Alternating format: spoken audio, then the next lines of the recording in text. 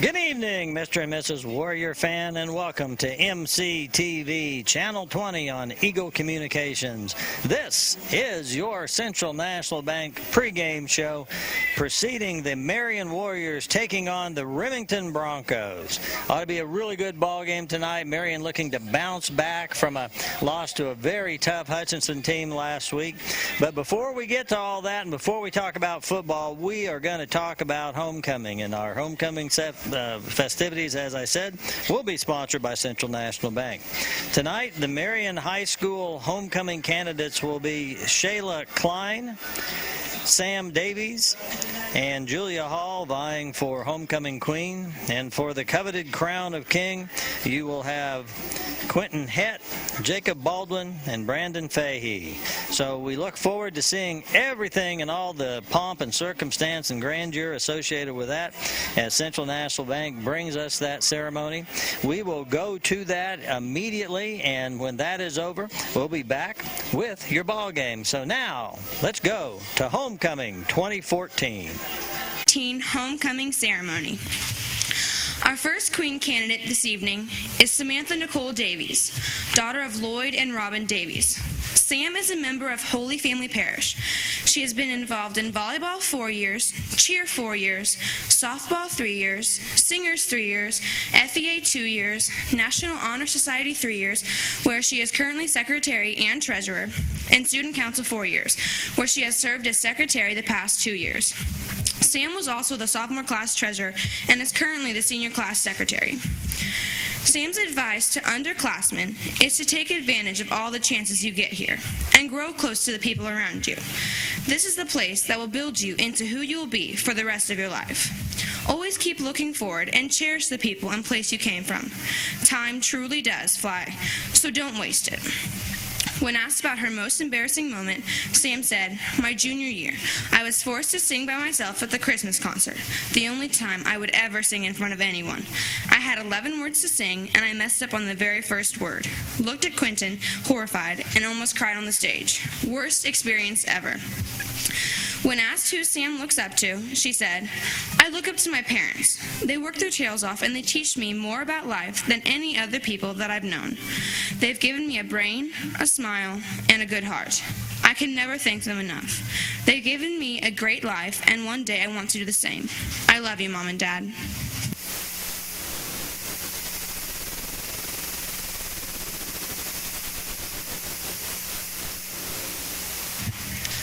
Our first king candidate this evening is Jacob Lyle Baldwin, son of Dan and Laura Baldwin. Jacob is a member of Marion Christian Church.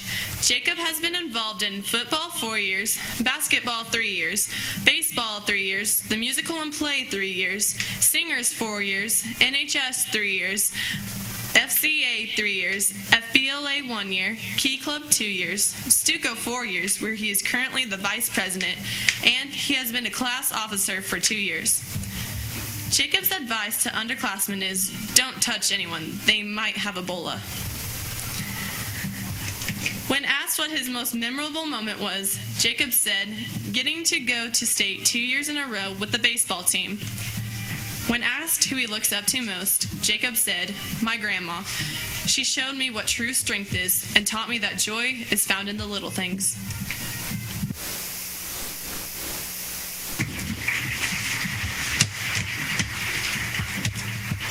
Our second queen candidate this evening is Julia Christine Hall, daughter of Mark and Susan Hall. Julia attends Holy Family Parish of Marion. She has been involved in volleyball 4 years, basketball 3 years, golf 1 year, track 1 year, FEA 2 years, FBLA 1 year, Key Club 4 years, where she is currently president, Stuco 4 years, where she is currently president, and she has been a class officer 3 years, where she is currently serving as senior class vice president. When asked who she looks up to the most, Julia said, "I look up to my mom because she is always happy and energetic, and she finds the best in every situation. Also because she has always been there for me in everything that I do." When asked what her most memorable moment was, Julia said, "Junior year in Mr. Romey's room, we were taking notes, and I blurted out banana in the middle of class. Mr. Romey just looked at me like I was crazy. I told him to go back to a slide because I swore there was the word banana in yellow on that slide. To this very day, I still believe the whole class was messing with me and they all just won't tell me. Julia's advice to underclassmen is, don't take anything for granted, because high school goes by fast. Go all out in everything that you do, and don't regret anything.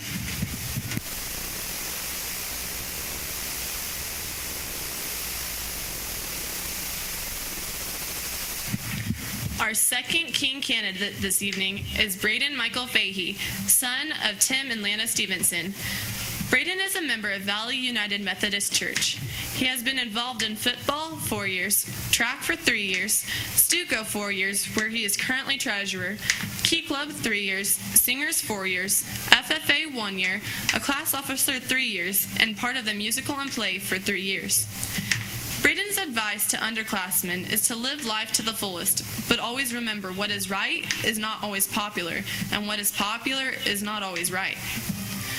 When asked what his most memorable moment was, Braden said, "Watching people wipe out when they take my crutches." When asked who he looked up to most, Braden said, "I'm pretty tall, so I don't look up to many people, but probably my parents. They are able to juggle 5 kids, but always have time to listen and give advice."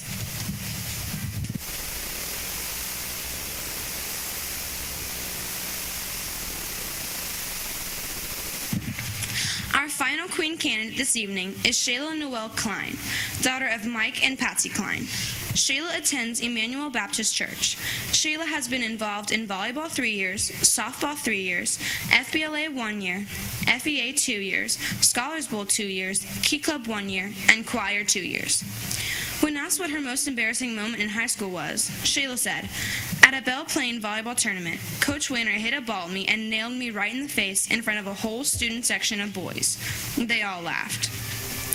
When asked who she looks up to the most, Shayla said, "I look up to my dad because he's the strongest person I know. When things got hard, he never gave up. He inspires me to keep going and strive for things I really want."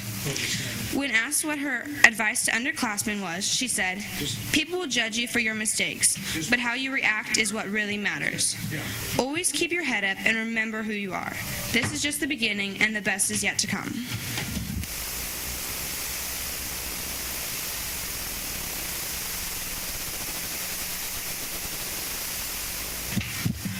Our final King candidate this evening is Quentin Daniel Hett, son of Donnie and Don Hett. Quentin is a member of Olney United Methodist Church.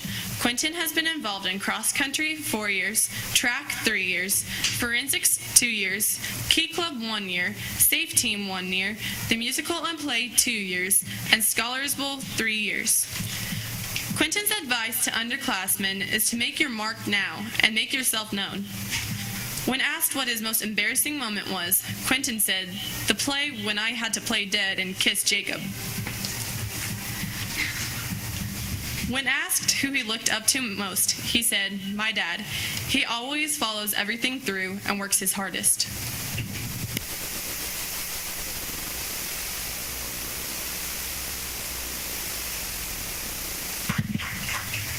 The little helpers this evening are Kaylin Metro, daughter of Jordan and Kelsey Metro, and Cooper Yerock, son of Kevin Yerock and Jamie Becker. Assisting the little helpers this evening is the 2013 Homecoming King, Zach Robson, and the 2014 Queen of Courts, Megan Davies. Will the King candidates please step forward?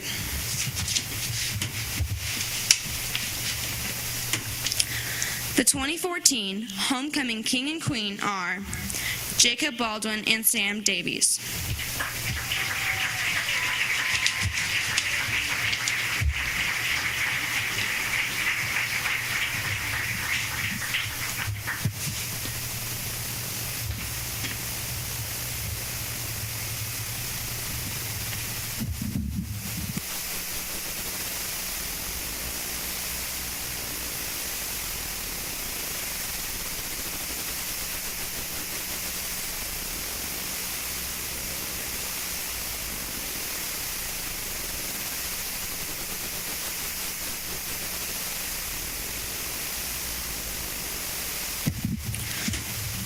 On behalf of MHS Student Council, we would like to thank Janice and Bernie Wayner, Todd and Shauna Winter, Jean Winkler, Susan and Bailey Robson, the USD 408 Board of Education, Mr. Chad Adkins, Mr. Lee Leiker, Mr. Todd Gordon, Jane Whitwell, Connie Williams, and the band.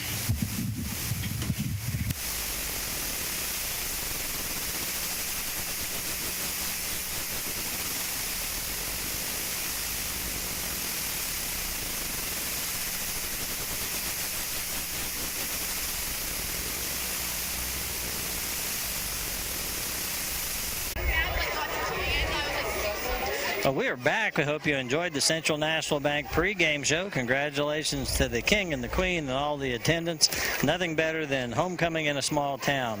Mike Power is still here, and now I've been joined by Roger Schroeder and the man on the sidelines, Casey Case.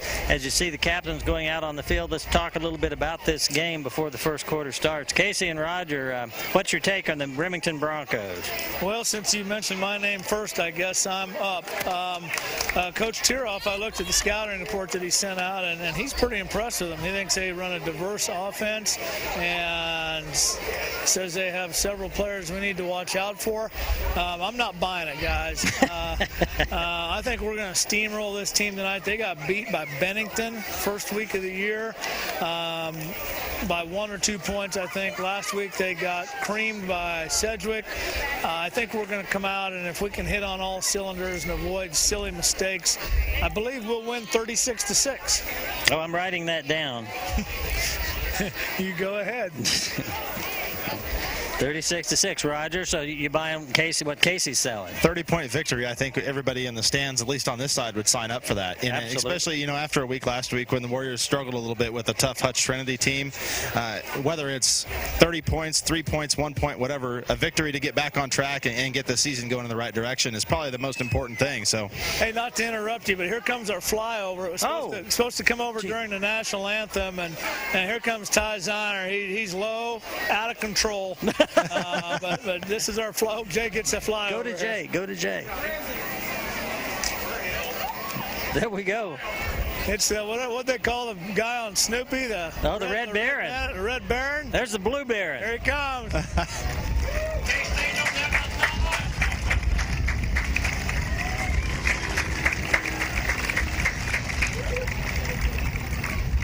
There's Marion's version of a flyover. That's awesome. Casey, I saw you pointing north, and I was looking. I didn't see anything. I didn't know what you were pointing at. Thought maybe just posing. Yeah, I was showing you where the beach was. Over there. Well, let's get back. We've got about 22 seconds before we kick off here. Remington will be receiving, by the way. I think Marion is deferred. And this Remington team, one of the things, Casey, I noticed in the scouting report was Coach's statement to his players that we must reestablish the identity of the Warriors. And I think the kids got kicked around by a veteran team last week a little bit. I felt like we responded well in the second half. But it'd be important, I think, to come out and maybe score first here tonight. Oh, I think we will look for a big game tonight from Adam Jansen. Sorry about your cats. And, you got Casey's being harassed by defensive coordinator Jerry Smith down there. He's sorry about the cats, the K-State Wildcats. Oh, that's kind of mean. That is mean. But anyway, last thing before we kick off, that's 2 years in a row we had a homecoming kiss. And Jake Baldwin, hats off to you. It wasn't much of a kiss, but technically it was a kiss. Last year, Zach Robson broke what I think was a 4 or 5 year drought. One of the most embarrassing runs in Marion High School history, but we're back on track now. That's a load off Casey's mind. I'll just add that's 2 baseball players that have broken and continued the streak. So I take a little pride in that myself. Yeah, and you should. I assume that's good coaching. All right, Heidebrecht for the kickoff here.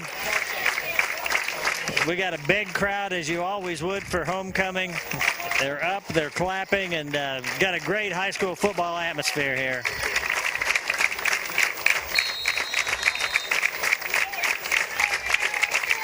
Here's your kick. Oh, we're off the man right into the hands of the other feller at 27-yard line. He breaks through that first wave of tacklers and gets a nice return to the 41. And yes, I said feller. Feller. Yeah. Feller. The other Feller. Good return there on the short kick. That's, something we don't have a kicker to pin us deep, or pin the other team deep, so we're trying to, work on it. And you saw the first guy miss it, but he was able to scoop it up and get a nice positive play to start the Remington's first possession. Obviously, what you want is for those midline guys just to fall on it and no return. You want the big guys to handle it. Exactly right. From the 46, I believe I said 41. Oh boy, hit right at the line of scrimmage. Nothing there on that carry. That was running back, I believe, number 6. That's Todd Inns. Coach says he's a good running back, good hard runner. He doesn't say this, but what he doesn't say would make me believe maybe he doesn't have a lot of speed. No, not a lot of speed. He's going to be a north-south guy. He's going to, 2-3 yards in a cloud of dust, and they're going to move on to the next play. 5'8", 154, so he's not a big bruiser. He's the only back in the backfield. 2 receivers at the top, 1 at the bottom with a man now in motion. Here's a pitch. Inns comes this direction, has a little running room, and he gets outside. He's going to pick up a first down as he gets into Warrior territory and inside the 40-yard line. Good play there by Remington. Sweep to the wide side of the field. Get the guy in motion out there to be kind of the leader of the train down the sideline. Warriors have a man down on the sideline. I'm trying to, I think that might have been, was that Schultz that came in, tried to assist on that tackle? I can't pick out a number. Oh, that's number 1 now, Bryce Schultz.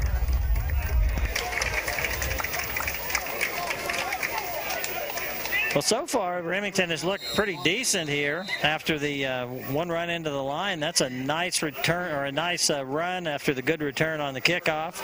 Sets them up inside Warrior territory at the 38-yard line.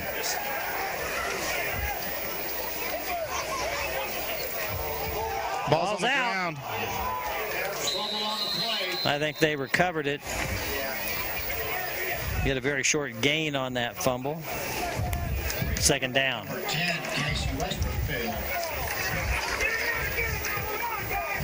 Our first quarter sponsors tonight are Eagle Communications, Prairieland Partners, and Marion National Bank.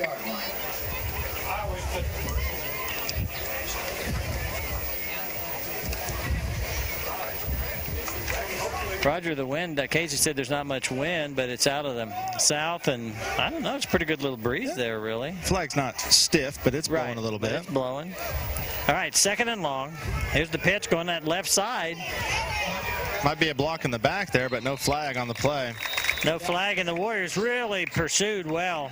They went to the ball, and again, I'm not sure. They haven't moved the ball marker that I can see, so now it's third and long. Good job there in pursuit by the Warrior defense. Third down, I 10.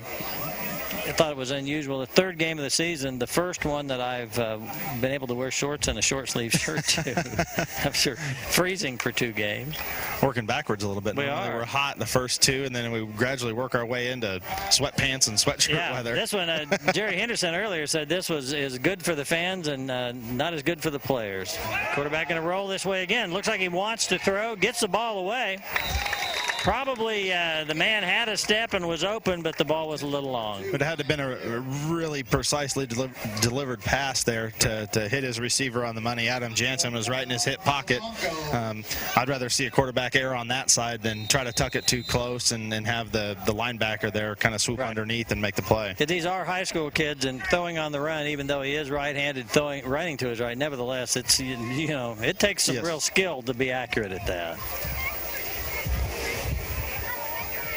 In punting formation, the Warriors have Snelling deep. Kick away. Snelling takes it at the 13. He's going to get hit quickly. And he fights forward, gets up to the 18-yard line. Pretty good job there, not letting the punt hit the ground there inside your own red zone there to let them get real good field position. Instead, gets it out near the 20, and the Warriors can start their first drive of the evening.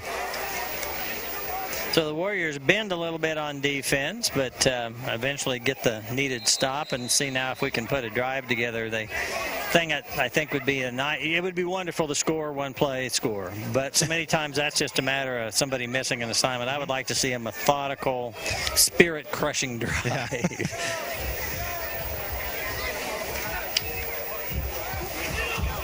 Hand off I think that was Jansen. No, it wasn't Jansen. Snelling. No, it was Snelling. He was in at the tailback position, and there's a short loss on the play. It'll bring up 2nd and 12. Peterson brings in the play or the call from the sideline. Snyder has a wind at his back this first quarter. Jack had a nice long touchdown pass in the first quarter last week. Snyder keeps. He's outside. It's a foot race now. Snyder is down that right sideline. No one's going to catch him. Snyder at the 10, and he's in the zone with a Case and Son touchdown. Excellent read there by the freshman quarterback. He rides his big horse all the way into the line, pulls it at the last second, and gets the corner in there. You see number 7, he doesn't have close to the angle to catch him going down the sideline. Long run, 83, 4-yard touchdown run. Yes. Excellent play. Well, it wasn't one play, but it was 2 plays. It wasn't methodical like you wanted, but a touchdown's a touchdown. They're not going to want to take it off the board. It wasn't spirit crushing, but I'll take the 6 points. Warriors lineup going for 2 here. Snyder from the pistol. Hand off to Snelling, and he's in the zone. Warriors put 2 on the board. 8-0 lead at 8:39 to go first quarter. Exactly the kind of start you want coming off a tough loss last week to touch Trinity. I think you could, maybe 1 play would have been better, but 2 plays on your opening drive. Your defense bends a little bit, but they force a punt, and your offense responds immediately. I don't think you could ask for a better start, at least on this part of the field. I would agree with you. Here's what I want, though. Again, and I know that I tend to beat things to death, but we have young people in very key positions, and although we have some seasoned veterans who will do all they can to make them see the light, you still need those young people to get it. I want them to not breathe deep, not say, oh, okay, we're going to win. Yep. I want foot on the throttle until we're up to about 30-0. There you go. Hey guys, that was the first time. I don't know if we saw it at Mound Ridge. I was only there for part of that game, but that's the first time we have seen the speed of Jack Snyder in the open field, and I can tell you from personal experience, that is the fastest football player we've had on this field at Marion since 1972. That wasn't Casey, was it? No. That was a guy named Jack Loomis. This is the fastest kid since Jack Loomis, guarantee you. Now, I looked at you, Roger, and I knew you're thinking, is Casey really doing that? And I said, no, it's not Casey. Here's Heidebrecht's kick. Went to the same guy. He fumbled it again. This time he picks it up. Boy, he's a big one, too.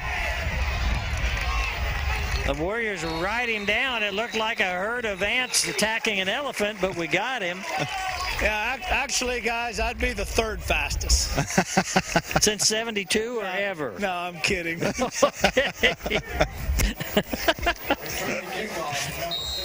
Oh. They used to talk about me. They said, man, he may be small, but he sure is slow. All right. From the 31-yard line. It looks more like the 32. First down for the Broncos.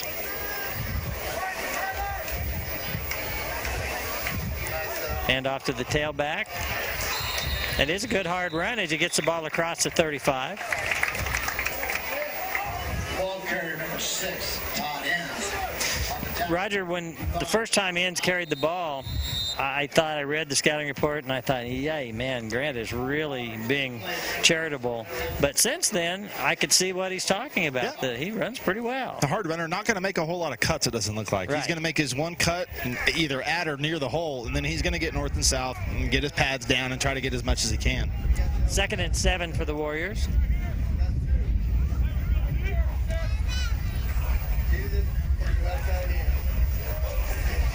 Man in motion, handoff to that man as he goes around that left side. Peterson's out there. Peterson can't get to him.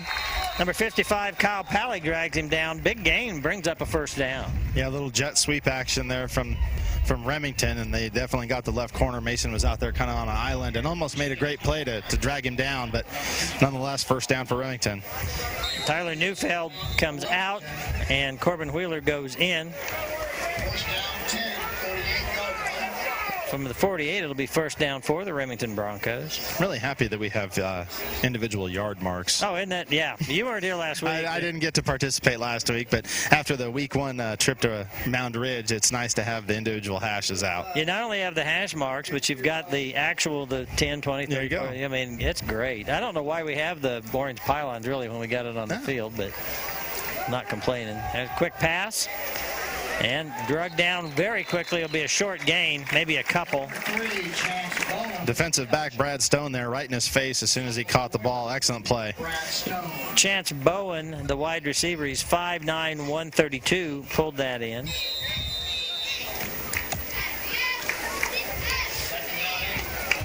As we, of course, we're on defense now, but as we looked at the scouting report, I expected the Warriors to maybe, based on kind of the wording of Coach saying pound the rock, I thought maybe we'd really run the ball at them a while and kind of try to draw the defensive backs up and then go to the pass. Yep. But I guess if we're going to run 83 yards, it would definitely. Yeah, there's not much pounding involved there.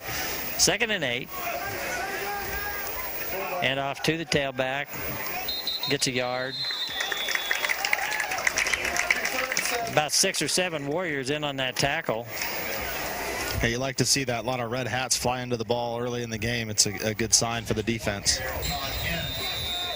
That'll bring up 3rd and 7. On the tackle, number 57, William McDonald. 3rd down, 7. Had some good crowd shots earlier on our Danny cam, Danny Maddox down in the stands, and of course Jay Smith always up here with the primary camera because he's the primary cameraman. Danny is the Danny man. Danny Cam. Done the Danny cam. That's right. The pass gets the ball away. That was really not really near anyone. No. Guys, a little observation down here, not that I don't know if it means anything, but number 6, what's his name, Ends? Yes. They handed him the ball here a few plays ago in traffic, and the guy runs with his eyes down. He's not looking up at all when he's running in traffic, so whatever that means. Well, actually, that would be consistent with what Roger said, is he's going to make one cut and just go however far he can. He's not seeing where he's running, at least until he gets to the open field. And we had a running back like that. I say a few years ago, long time ago, Stephen Boone, I think his sophomore, junior year, he ran so darn hard. Sometimes he ran too hard, and he got his forward momentum going. He would just fall down because he didn't keep his eyes down. Yeah. Then his senior year, he started looking, and I believe he's on the Wall of Fame now. But this kid, I noticed, he came through the line of scrimmage, and his eyes were looking at the ground. He did not see where he was going. So keep that in mind as the game goes on.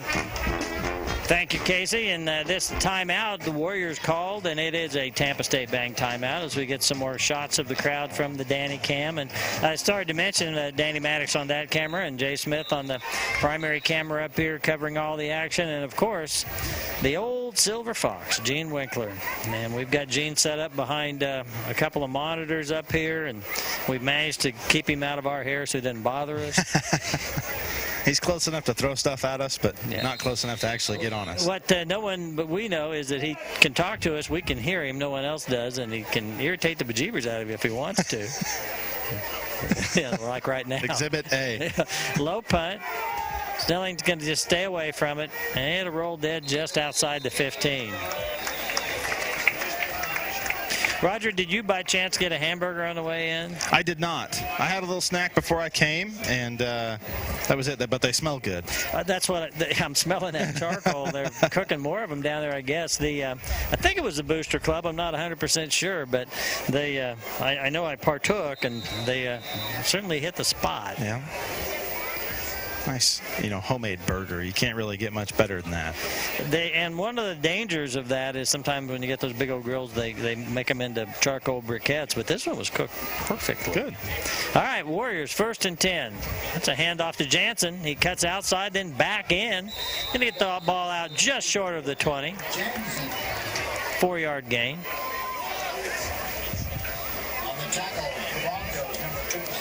You can see he made a couple of nice cuts there, but I'm giving Remington some credit. They are pursuing the ball very well. Well, it doesn't look like any of those guys, especially in the front seven, they're really afraid of contact. They're going to get their nose in there and do what they can to bring down the Warrior ball carriers. They are a fairly veteran crew, not as veteran as the one last week, but a lot of seniors and juniors out there. Hand off to Snelling. No, that's Jansen. Jansen just sheds tacklers. Man finally drags him down by the leg. Nice run as he gets the ball to the 49. Take a close-up look at it here. 2, 3, 4. Shed 4 tackles. That's a good hard run and something you really look to, as a senior leader there. You're deep in your own territory. A nice run to get you out near midfield. That's exactly what you expect from him. It has to feel good for Adam because he really hadn't been unleashed too much yet this year. Snyder wants to pass. Ball pops out, hangs on to it, gets it away. We're going to end up maybe losing a yard on that. That was Snelling that pulled it in. Pretty good composure there from the young quarterback, that they're not always going to go as scripted. Right. When you run that play in practice and you hit your primary receiver on your first read and things go, but you bobble the ball there trying to deliver it, kept his eyes up, able to dump it off to his running back and at least minimize the damage there, get him back to the sticks, and you go at it 2nd and 10 now. Right. You don't throw an interception. Yeah. You don't drop the ball and lose it, so no real loss here. 2nd and 10. Gonna roll this direction and keep it. Snyder, yes, with that cut, he gets the first down. Hang on to the ball. Snyder will go down just outside the 35. Another first down for the Warriors.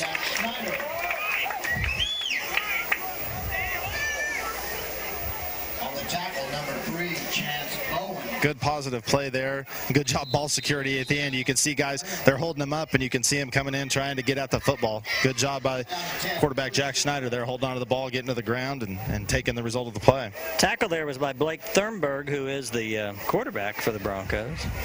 Quarterback on quarterback violence. Yeah, that's right. Snyder pitches to Snelling. It's on the ground and the live ball, but Snelling falls on it. It'll be a loss on the play of about 6 yards. 2nd and 16. Tough play there. He was hit right as he made the pitch and just delivered a little offline to his tailback. I think, and hey, part of what you're supposed to do is hold that ball, draw the man to you so that when you pitch it, the man you pitch it to, hopefully, is either wide open or only has one man to beat. Now, in that case, Jack may have hung on to it just a little bit too long, but that's part of what you're going to go through with a freshman quarterback. Yep. He's going to make little mistakes, but I liked what I saw in week 1, and so far in week 3, I really like what I see from the young kid. 2nd and a long 15. Hand off to Snelling. Fighting hard. He really made something out of nothing. He's going to pick up 4 yards when he maybe should have been stopped right at the line of scrimmage. Not a whole lot there, and he just kind of plunged into the line and got as much as he could. They were trying to steal the ball, and he managed to hang on to the ball and fall forward. All right, the Warriors had a nice drive going here, 3rd and 12. Ball on the 37 of the Broncos. Do not know if we're in 4-down territory. We're going with the wind at our back. You got to think you might go to the air here. Look for tight end Jacob Baldwin lined up on the right of the formation, but they're going to run it. And off to Jansen. Oh, what a nice run. He's not going to get the first down, but he's going to pick up a solid 5 yards out of nothing, yes. Roger. Nothing there. He was hit right at or beyond the line of scrimmage and was able to get through and get him into, if maybe that's an indication of what this play call is going to be. Maybe it was 4-down territory. They wanted to get as much as they could there on 3rd down, set themselves up for a little more manageable 4th down play. 4th and 7. And the Warriors certainly show every indication they are going for it.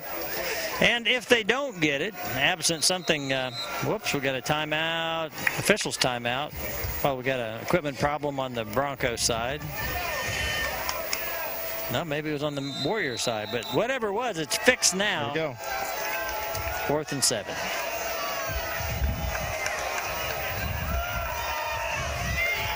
Snyder wants to pass. He's going deep. Oh, hauled in. Did he hang on to it? Jacob Baldwin. What a catch inside the 5. Just throw it to the homecoming king. That's all you got to do. Line up, throw it to the homecoming king, get yourself down inside the 5-yard line. That's right. Jake's got to be walking on air. I mean, he is royalty now. Nicely thrown ball, and I'll be honest with you, at first I thought that was intended for Peterson, but Baldwin never gave up, pulled it in with a great catch. The coverage really wasn't that bad no, by it wasn't. the Broncos. He just put the ball where only his guy had a chance to make the play on it. Exceptional throw for a freshman. Yes. First and goal from the 3. Hand off to Jansen. He's in the zone walking. That's a Case and Son touchdown.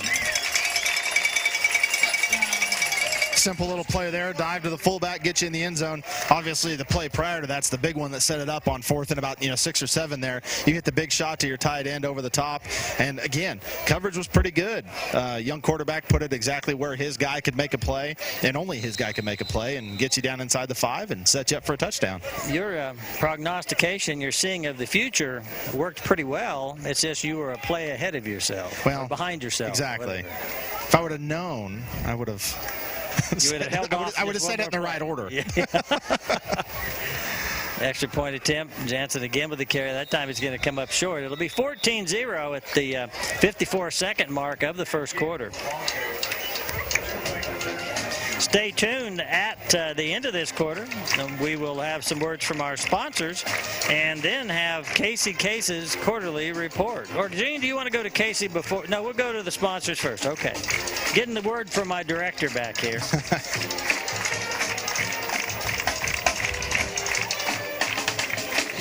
Roger, just some, as we have this timeout after the touchdown, information for those who do watch the events and games on MCTV Channel 20. You may have noticed last week that we had a little better picture quality than we've had for a while. That we think will continue. Pretty sure it will, as a matter of fact, with some changes we've made. And on the horizon, we thought that might be as early as when this game airs, but not quite sure that's going to happen. But sometime before this season is over, we will probably be able to present the best picture quality we have ever. Now, the broadcasting and all that will be just as bad as ever. Yes, it will not be ESPN quality broadcasting, but it might be ESPN quality picture. No, it won't be either. But but it'll be much better than we've had before. What we're getting, I'm telling you what, I think if Maddox and Smith ever decided to give up what they're doing, we might be able to get them a job working on a camera somewhere for the big boys. Yeah. There's the third. We're going to repeat that in a minute. Kick from Heidelberg, gets it up in the air this time. Oh, Nessel. Yeah. Gene apparently is not as impressed with Jay and Danny as I am. He said he heard that Worlds of Fun is looking for a camera operator. What I know for a fact is that Jay's mother loves him, and she loves his work.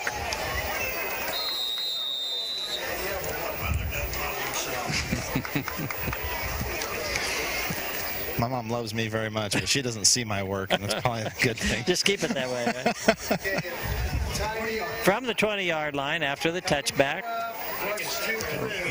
Remington will go to work.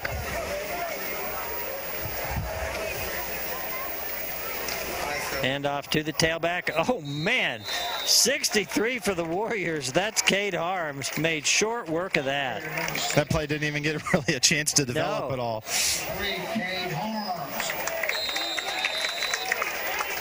2-yard loss, so 2nd and 12. Gene, if you will make a DVD of this game, I will see that it gets mailed to Roger's mom.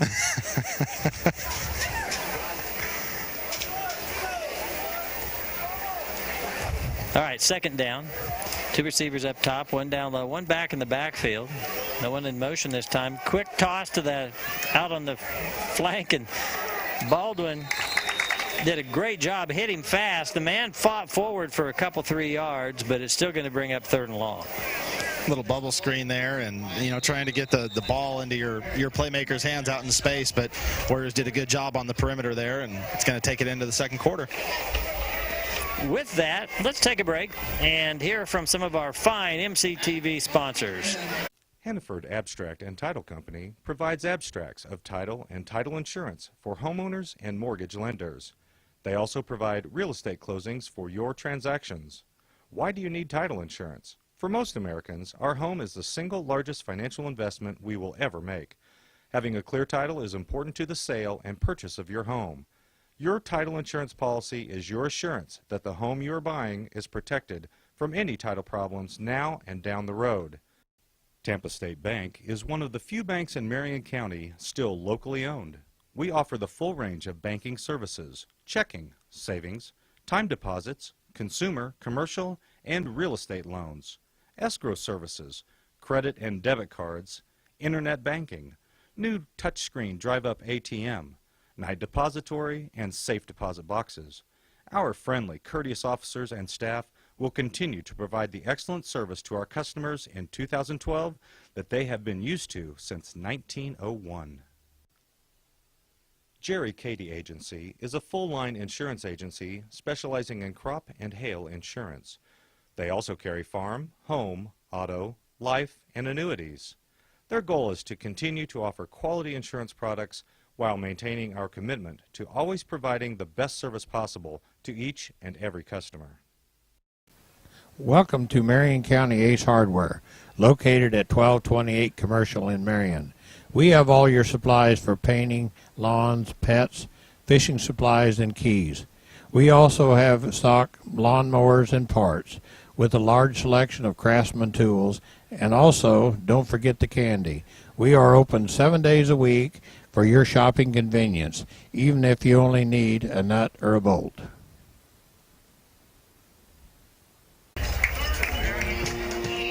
We want to thank all of our sponsors, and now let's go down to the sideline for the St. Luke Hospital Quarterly Report starring Mr. Casey Case. Here we are, guys, 14-0 into the first quarter.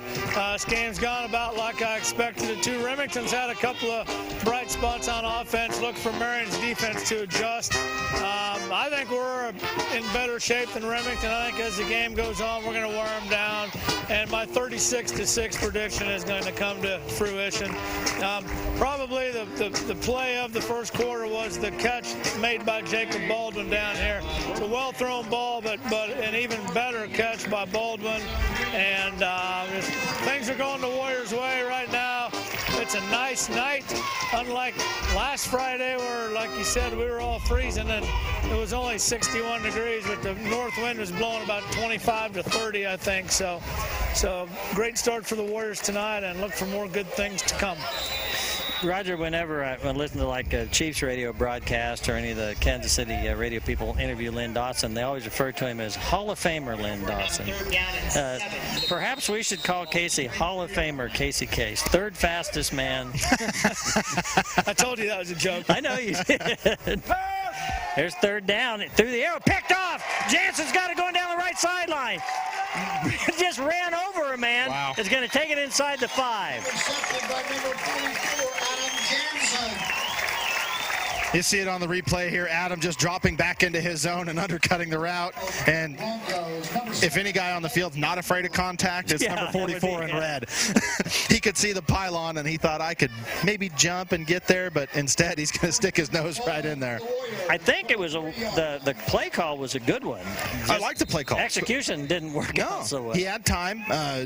Line did a good job of giving their quarterback time, but boy, Adam just dropped right into that zone, and I don't know the quarterback had eyes on him.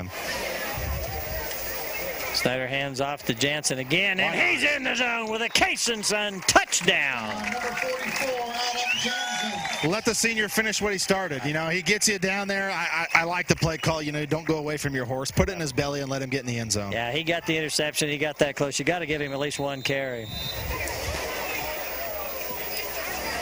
We want to thank St. Luke Hospital, who sponsored our quarterly report. Gene had that on the screen, and we'll get this extra point attempt here. The Warriors now up 20-0. That's a pretty good place, that St. Luke Hospital. It is a pretty good place, despite some of their... No, it's a great place. No, ball batted down as Snyder tried to pass. Outside of that marketing guy, it is. That's where I was trying to go. It's a really good place. For those who don't know, Roger is that marketing guy. Hey, let's take a brief moment here to acknowledge what has become a very sacred and dear tradition on MCTV. This goes back many, many years. It goes back through Kevin Freesting, through Ed Wheeler, to Kevin Hofer back in the golden age of MCTV, and that is National Talk Like a Pirate Day. Arr! Arr, Mike. Tell me something in Piratese. I don't know anything in Piratese. Do you know any pirate jokes? I do. Oh, well, tell me one. Okay. But say it like a pirate. Arr, Mike. What do pirates wear in the winter? I don't know. Long johns. Oh, silver. That's golden. No, wait a minute. Guys, I saw that on MSN today, and I thought, oh my God, I hope Mike and Roger don't see it. 'Cause I remember last year it was Talk Like a Pirate Day. It's like, oh my God, I hope they don't see it. But Casey, we've done it. This is probably our 8th or 9th year of it. I just caught on last year, I guess. I think I did more research today prior to the game on pirate jokes than I did on the scouting report, so I'm loaded, Casey. You're in trouble. I may be the third fastest guy, but I'm probably not the third sharpest. Third sharpest in this conversation. All right. Well, it's sad when Casey starts poking fun at himself. Normally that's our job. All right, 20-0, 11:48 to go, second quarter. Here's the kick. Oh, handled nicely right there on the front line. So once again, the Broncos get good field position on the 46-yard line.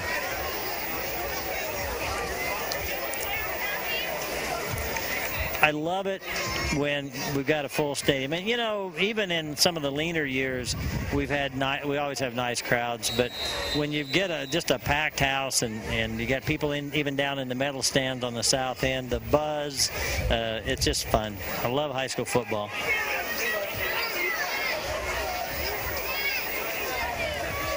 Big possession here for the Broncos to not let this game get out of hand. You get the ball near midfield, look for them to try to sustain a drive here. That's a handoff going around the right side. If he turns the corner, he has a little running room. Going to get the first down. Snelling drags him out of bounds at the 36. Nice play call. Very good play call. Another one of those jet sweep actions. Get one of your guys going and get him going fast, and that's exactly what they did. And he was able to get the corner and get upfield. Now they're into Warrior territory. Down 20 points. You're still early in the second quarter, so you get a score, and if the confidence of the Broncos has been shaken, that would go a long ways towards making them feel like they're still alive. Important for the Warriors here to snuff out that feeling of life. Flags on the play. They're going to get, big hit there. I think that was Nate Sear. Yeah. Nathan came in. The man was doing a little spin move, go backward, and Sear said, well, let me help you go backward. I think they're going to get the Broncos for an illegal motion play. Looked like they had two guys trying to move.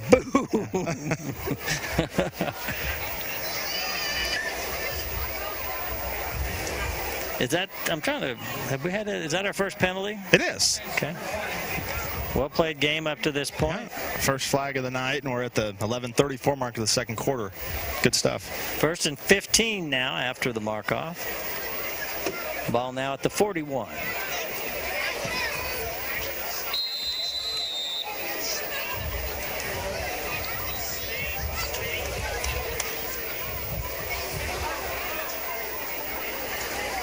Brad Stone out here with the receiver on the near side.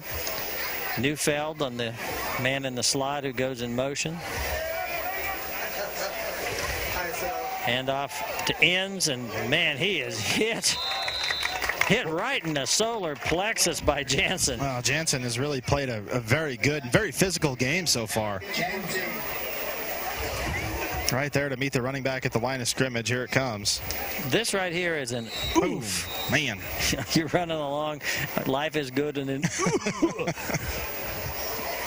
got a yard. 2nd and 14.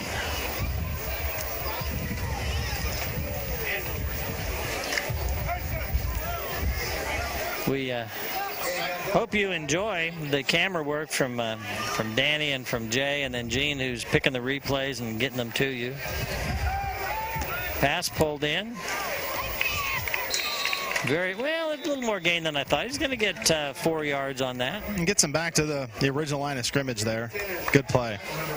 And good pursuit by the Warriors, too. I mean, those little hitch plays, they're designed to get 3 or 4 yards, and if you make a guy miss, even better. And that time, Warriors able to pursue and get him down. Receiver was Kenton Rochford or Roqueford.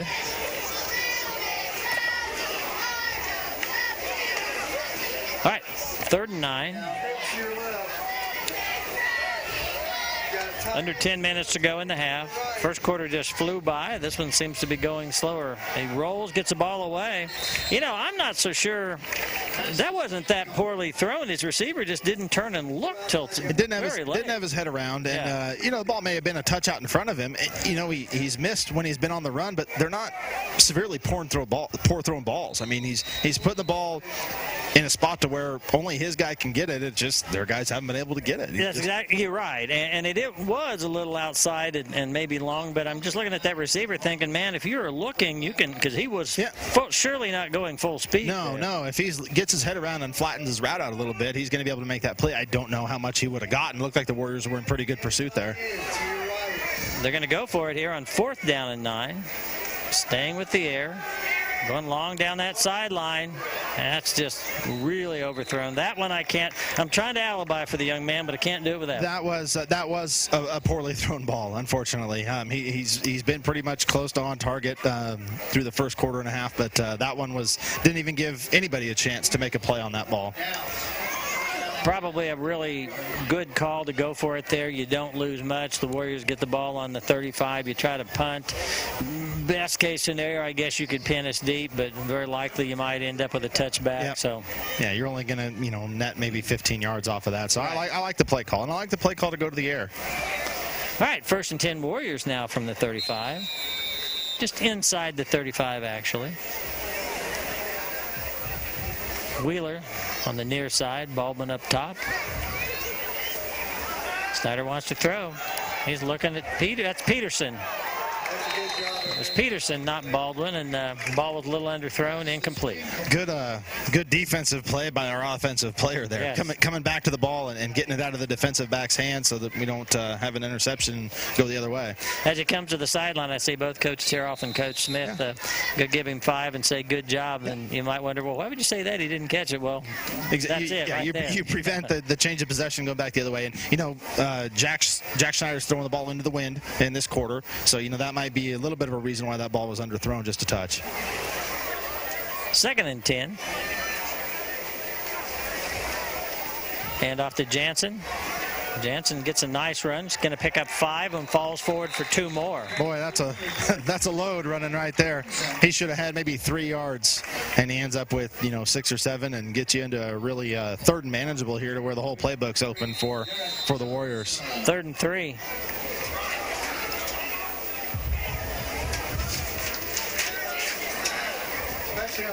Jansen, who has been such a key player for the Warriors, I think is running frustrated or running to run off frustration. He didn't get the yards he normally gets the first 2 weeks. He's making up for it now. Got the ball right there. He's got the 1st down. He's a guy right now, I think he really wants the ball. He just fought it out of his quarterback's hands there. They had the mesh point, and I think Jack wanted to keep it for a second, but Adam said, I'm going to go ahead and get this 1st down, and we're going to move the sticks, and maybe you can have it on the next play. One of the things and over the years, the Warriors have run various forms of the option, and they've run them very well, but one of the things, if the quarterback's doing a good job, you don't just kind of poke the ball out there. You stick it in the running back's gut, and then you decide, am I going to leave it there, or I'm going to bring it back, and that time Jansen said, you're not taking it back. Snyder keeps, gets around the corner. He dives forward, gets to the 40, and that'll pick up a 1st down. Good lead block there by a guy it seems like every play he's in on it, Adam Jansen here. You're going to watch him get the lead block here on the edge. And right nice block. Man. He didn't just get in the way. He was going to look for somebody else, too. He was. Nose of the ball on the Bronco 40. Coming up on the 8-minute mark in the second quarter, and we've got whistles. Timeout, Broncos. Will be the first timeout for the Broncos tonight. That's a Tampa State Bank timeout. One of the things that we love to do during timeouts is talk about Pirates. Are you calling for more jokes that I researched today? When I think of a joke, I think of you. That's a pretty valid statement, I think. Mike, I got a question for you. What might that be? Why couldn't the Pirates play cards? I don't know. Because the captain was standing on the deck. I yell, "R." I believe me, maybe seasick. Casey's giving. Look at that look. Hey. I don't hear anybody else trying up here or down there. I love it because last year I brought the jokes and I took all the heat. All right, perhaps we'll save the rest for the second half. We'll see. Well, if the Warriors score on this possession, we might have a lot of time to fill in the second half. Stay tuned, ladies and gentlemen. There could be more. Let's hope it's a close game in the second half so there doesn't have to be more. Yeah, no filler. 1st and 10 now, Warriors from the 40.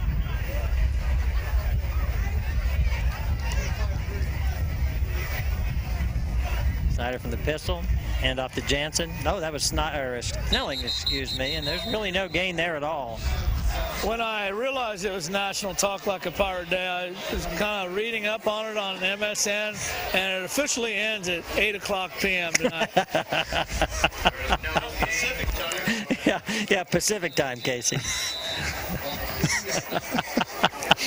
Well, if it's Central Standard Time, I still have 19 minutes. You know, I've never known him to be such a killjoy. Normally, you know, he's in with the spirit of things. My jokes are that bad, Mike. I think that may be it. I'm that desperate. All right, 2nd and 10. Snyder's going to pitch. No, he doesn't pitch. That, I tell you what, the defender knifed in there and took him down before he had a chance to do anything. That was a great play, number 2 there on the Broncos defense. Kind of splitting a couple defenders and getting in there and getting to Schneider before he could make the pitch. That was Wyatt Lear, number 2. He's a 6'1 senior and one of their better players. Grant indicates in the scouting report that they'll use him in some different formations and things, and that when they change something and move him around, often the ball's going to him. Yeah, we've seen it on offense. They're trying to get it to him either on a sweep or through the air on a hitch. They want to get him going and get him involved. 3rd and 13. Snyder wants to pass. Gets it away long. That's going to be pulled in and intercepted. And it's going to work pretty much like a punt out there as Baldwin pulls down the man who intercepted it. That's another quarterback-to-quarterback incident. Yeah. The flag came in late. I think we had a couple linemen get tussled up there chasing the ball. I don't know what side it's going to go on, but we're about to find out. Dead ball foul, though, so the ball is going to remain with the Broncos. It's just going to push them further toward the other end zone. That's better than a punt. I don't know if we could have punted it that far into the wind. Yeah. Now we got another 15 yards. Yeah, with the penalty to go half the distance there, that's just as good as a punt. You're right, Casey. There he is. There he is.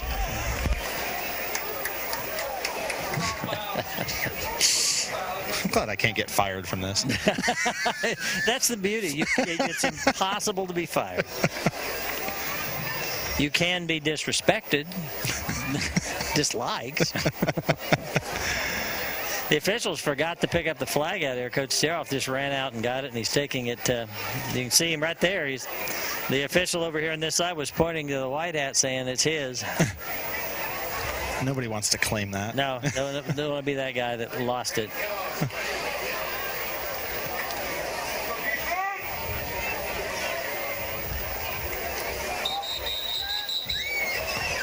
We've got a whistles. I don't see any flags. Gene thought that we had too many men on the field, but I did a quick count. I thought I got 11. Oh, Gene's being funny. He meant because we had Coach Tiroff on the field.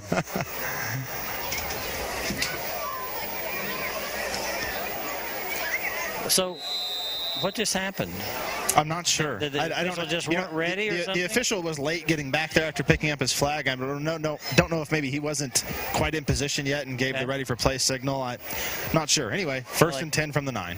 We aren't starting until I'm ready, I guess. Well, he is kind of the guy in charge. He's kind of the guy.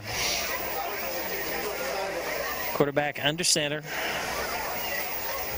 Keeps, cuts it back upfield, gets hit hard as he gets to the 10. Nathan Sear again. Boy.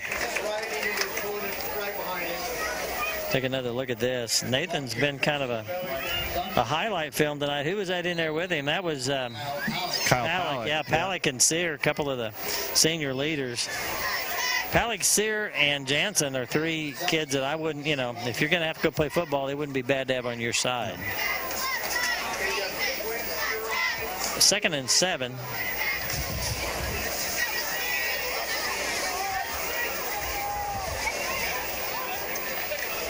Pitch. Ends, trying to get around the end. He does, gets the first down before being forced out of bounds. Ball carrier number 6. A lot of the success that the Broncos have had here in the first half has been plays going to the perimeter, trying to get the edge on the Warriors. I'm trying to think back of any positive plays they've had running right up the middle, and they've had positive plays, 3, 4, 5 yards, right. But the big plays have been out on the perimeter, and I think that's something you're going to look for the Warrior defensive staff to make that adjustment as we move forward through the last 6 minutes or so of the first half, and as we get into the second half a little later. 1st and 10 now from the Bronco 23. Under 6 minutes to go in the half. 20-0, Warriors lead. Hand off to Ends again, and again he is hit hard. I don't know if that was Sear or Palak. It was 50. Yeah, it was Palak. Yeah, Palak that time. Ends is not a big back. They list him at 156, and normally that includes water and pads and quarters in your pocket. 2nd and 8.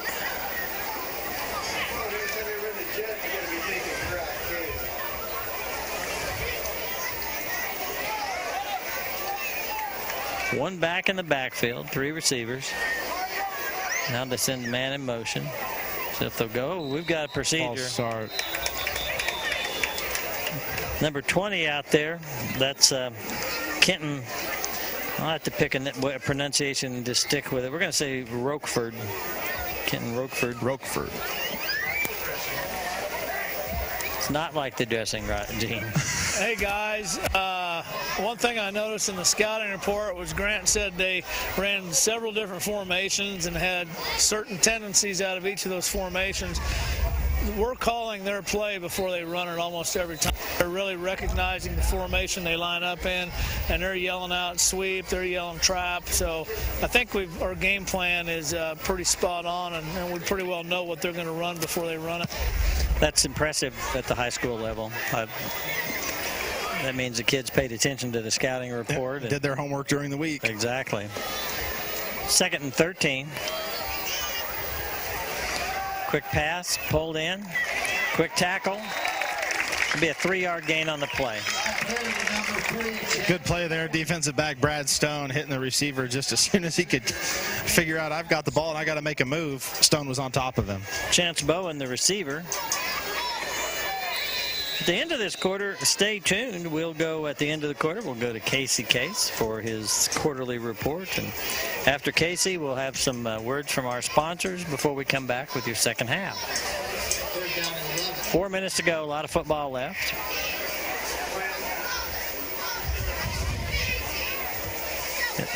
Two receivers up top, 2 receivers down below with the man now in motion.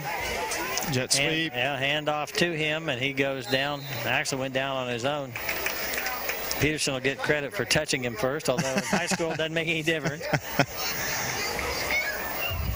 Tried to run another play there to the perimeter, and Warriors did a good job in pursuit and making him go a little wider than he wanted to. I think he wanted to get beyond the line and get upfield. Instead, they strung it out toward the sideline a little further, and he tried to make a big play, lost his footing, and now we got a fourth down. A good defense will let you get all the horizontal yardage you want, but it's when you want to go vertical. Run east and west all day, all day long.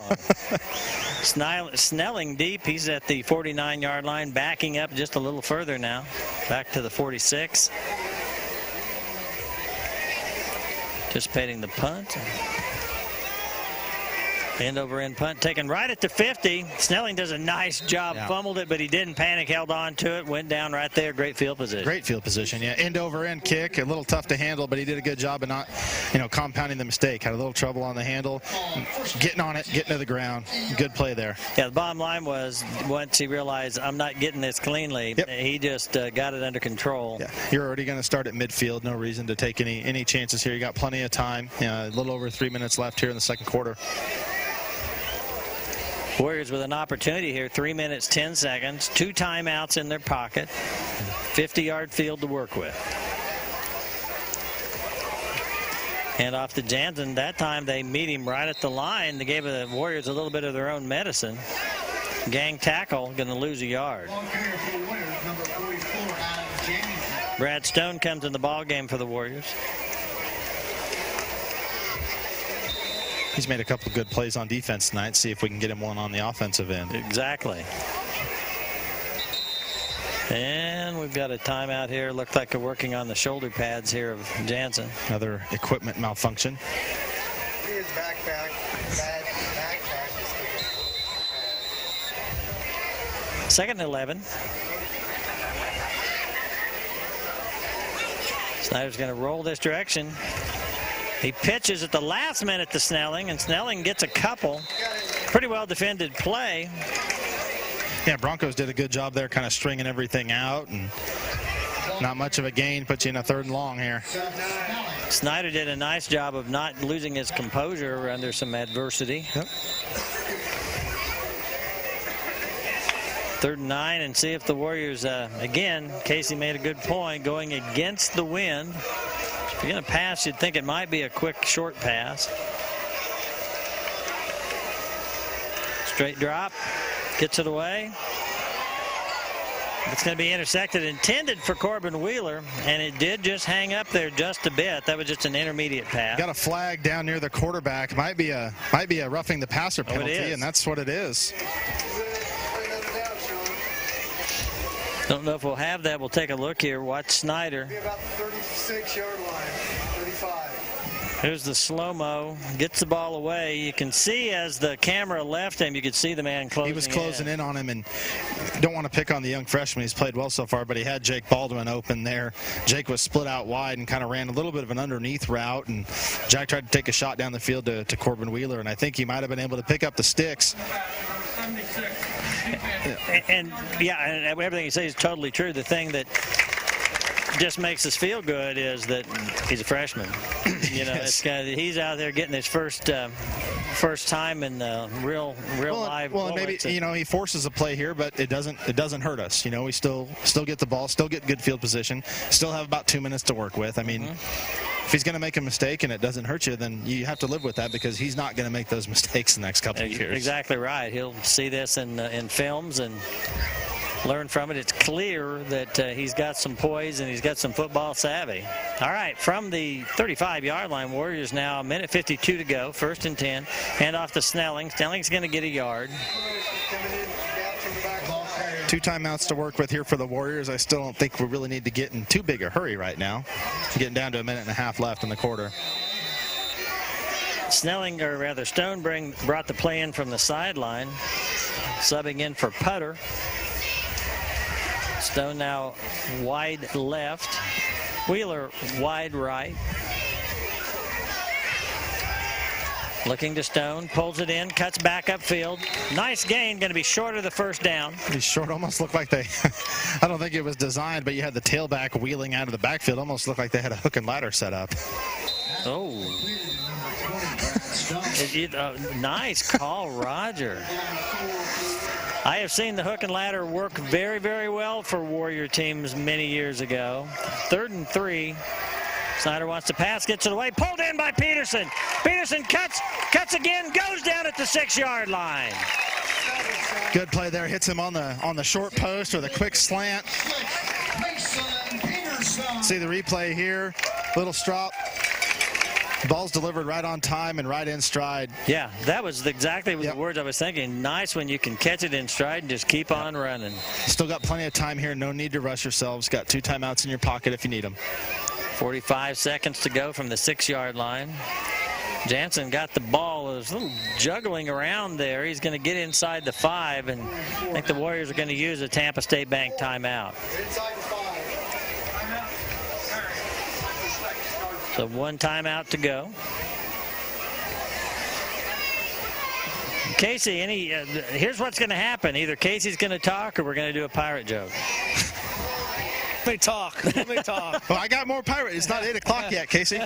You got 5 more minutes. Hey, guys, we're on the 5-yard line. Looks like I would bet we're going to push this thing in and get another score before halftime.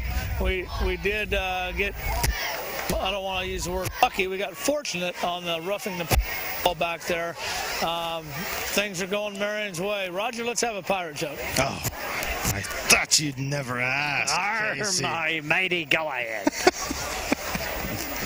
What do you call a pirate with 2 eyes and 2 legs? I don't know. A rookie. Inexperienced. Okay, that's pretty good, actually. Thank you. You're getting better. Coming around. Yeah. Coming around. My research is paying off. Your research. All right, 2nd and goal from the 5. 36 seconds to go. Warriors with 1 timeout left now. Wheeler on the right side. Snelling shifts into the tailback position.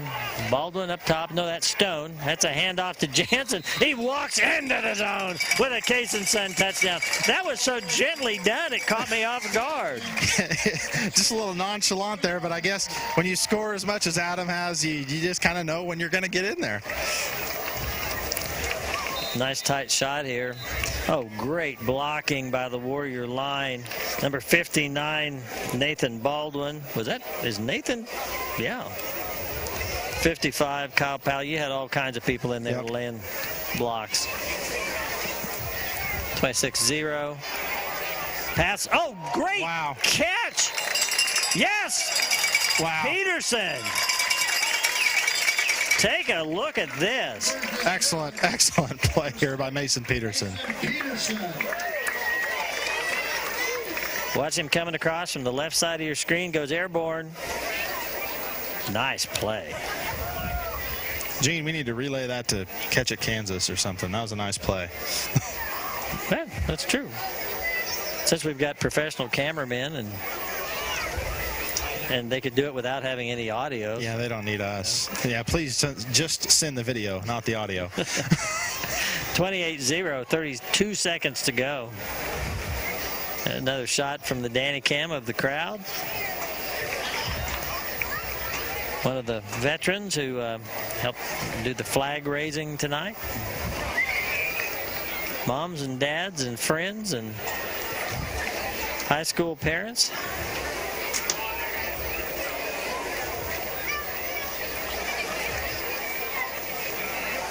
I think they finally quit cooking because I don't smell the charcoal anymore. I miss it. It's a good thing. I don't. I went to that K-State Auburn game last night, and I don't know what they were cooking. It smelled like funnel cakes. So look at the guy with the hat, Doug Shalene. Somebody who said we could it. not get him on this. Man, we got to take that hat. Well, there's a bounty for anyone who can bring that hat to Roger Schroeder. I think I've got $4 in my wallet. You can have it. But I spent all last night smelling that funnel cake or roasted almond smell, and then tonight the charcoal and the holy moly. Bouncing kick. Oh! Taken on the run by the fridge there. Boy, big man gets his hands on the ball. You know he's going to try to get the most out of it. That was number 73 for the Broncos. That's Joey Layham, and he's a big boy. He's only 5'9", but he's 239. Coach Tiroff said he thought he was probably their best lineman.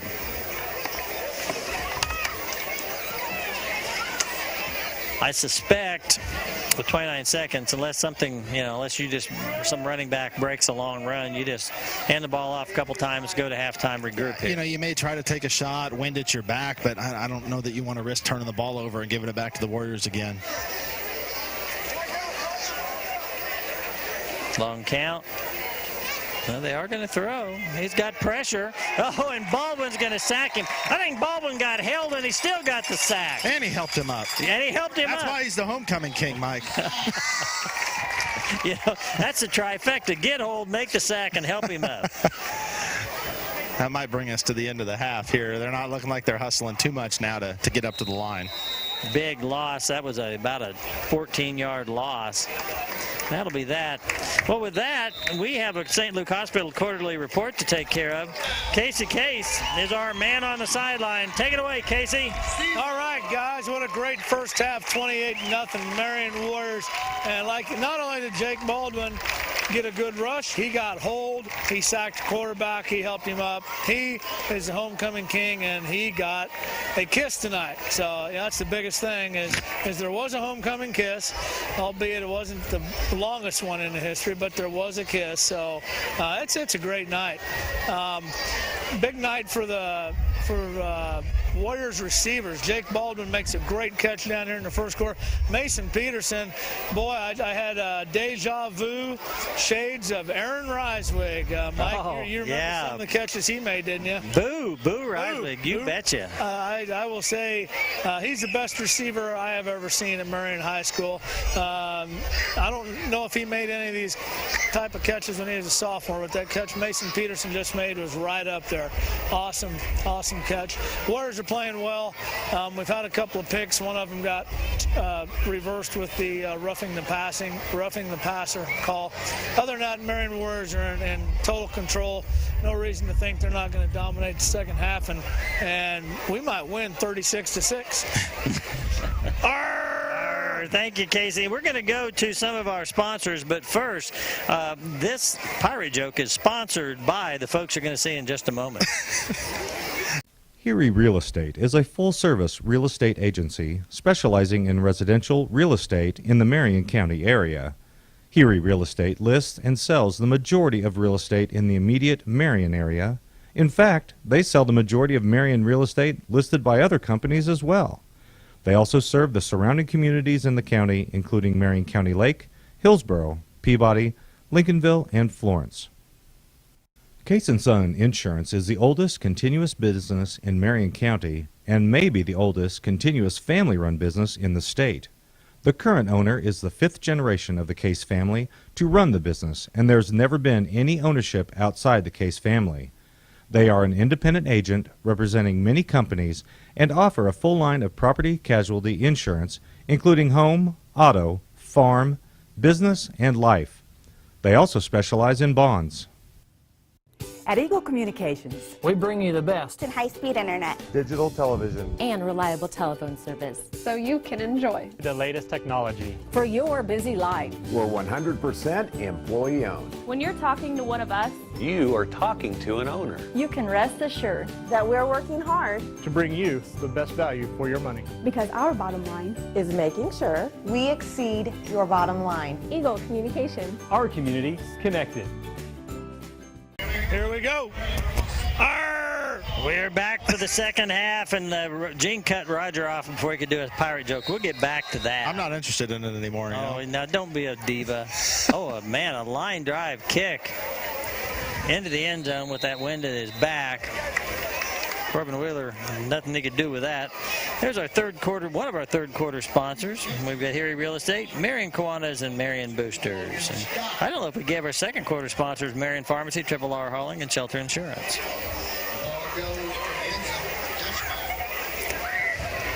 Okay, Roger, baseball coach, when you've got halftime at one of your games and you're up big, what do you say? Well, we don't get halftime, Mike. Really? So between innings, and we've got a big lead. So what you're... Yeah, hold that thought. First and 10 Warriors from the 20-yard line, heading south. Hand off to Snelling, bounces off a couple people. Hey, still going forward. Going to end up losing a yard or so. Good effort there. Not going to result in much, but got close to the line of scrimmage again. Good effort, Snelling. Okay, between innings when you get a big lead. You know, you fight complacency, and you think, all right, well, we're up 4 touchdowns, and we're just going to go through the motions here. But high school football games, they can turn around real fast, as it can a high school baseball game. You got to put the pedal down as far as you can. And, you know, if you get to the point when you have a running clock in football, or if we obviously hit a run rule in baseball, then you dial it back a little bit. But until then, you got to keep it down. Jansen with the carry, and there's no complacency there. No, I can see. It's going to bring up 3rd and short with a nice run.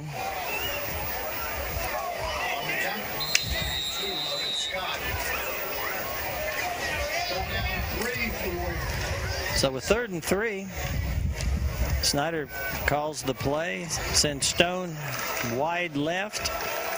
Baldwin's in tight on the right side. Now he shifts over to the left side. Wheeler shifts out to the right side. Snyder to throw. Quick toss, caught by Stone. He's free down the middle of the field. Oh. Stone gets the ball outside the 40, first down. Good job holding on to the football there. You saw the Bronco defender in trying to rip it as he's making the tackle. Good ball security, move the chains, keep the drive going. So from the 42-yard line, Warrior territory, 1st and 10. Good night so far for Brad Stone. Well, we talked about at the end of the first half, he's made a bunch of plays on defense. Like to see him get in on the offensive end, and there he is. Snyder runs the option, keeps. Nice gain. He'll pick up 5.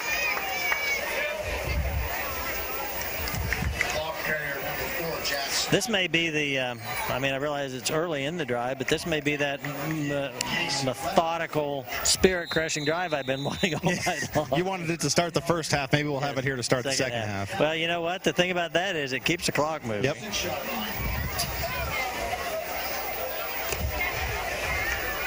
Fullback is Jansen, Snelling your tailback.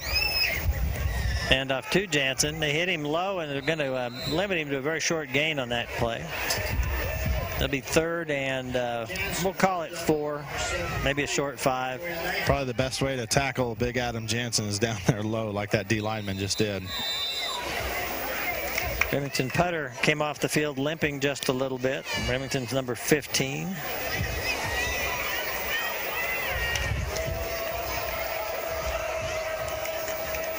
All right, see what the Warriors can do. 3rd down from their own 47.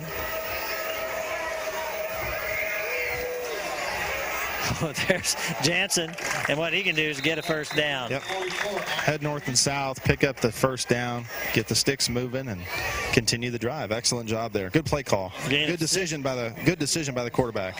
Yes, it was. Gain of 6 for Jansen. Line of scrimmage will now be the 46 of the Broncos. Got a defender trying to get the shoe tied here. Hard to do when you're wearing those gloves. Warriors shift. Peterson on the near side coming toward you. Pitch out over the hands of Ball still loose. Yeah, I think they got it, but there was a rumble down there.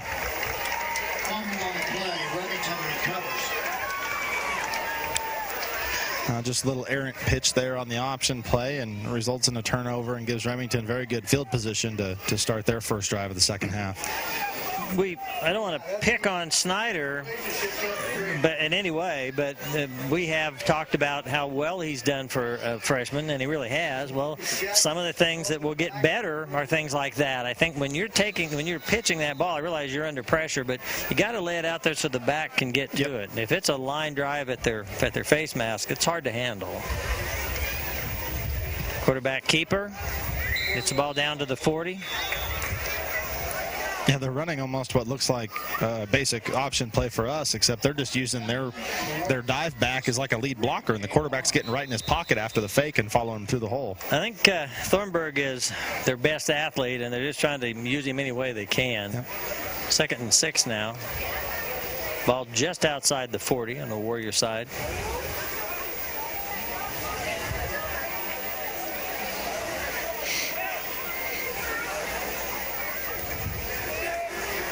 See if they go to the man in motion, and they do as he reverses field and gets hit hard. Fights forward. Going to bring up a 3rd and short. Big collision there with Kyle Palak. It's just really interesting, Roger. It almost to the point, why do anything? Why put Lear in motion? Why do it? If you're going to go to him every time he does it, doesn't that lose some of the... You know, on that time they ran a little bit of a variation, kind of a counter play coming back the other direction. And so, you know, that's one way, I guess, to kind of counter, you know, the Marion guys all anticipating he goes in motion one way, that's where the ball's going to go. They run a little counter play off of it. 3rd and 2. Maybe more like a 1.5 yards. Lear in motion again. That's a handoff to End. He's got the first down. Ball's on the ground. Yeah, ball popped out. And they're giving the ball to the Warriors. Take another look at it here as the teams trade turnovers here early in this second half. I didn't see anything initially with a strip or... Looks like he just kind of ran into his own guy there. Popped out. Ball popped out. Maybe an elbow from the blocker came back and hit it. Yep. Either way, Marion ball, look for them to try to, I think on this drive, it's important to really control the pace of this game now. That methodical drive you've been calling for, this would be the best time. You're finally going to let me have it? There you go. 7:12 to go in the 3rd quarter. Jansen, your runner. Well, he put on moves, danced a little bit, showed power, did it all. Nice lead blocking out there by Adam Shaleen.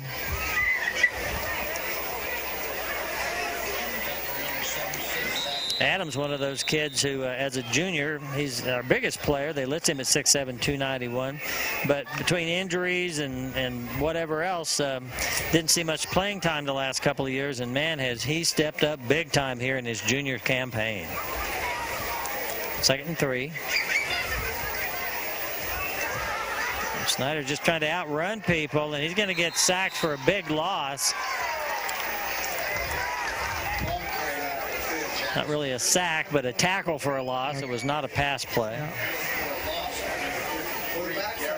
Could have been a little miscommunication there. It looked like it kind of our standard option play, but nobody out there on the pitch. So maybe it could have just been called a quarterback power running to the right and happened to get some good backside pursuit there from the Broncos.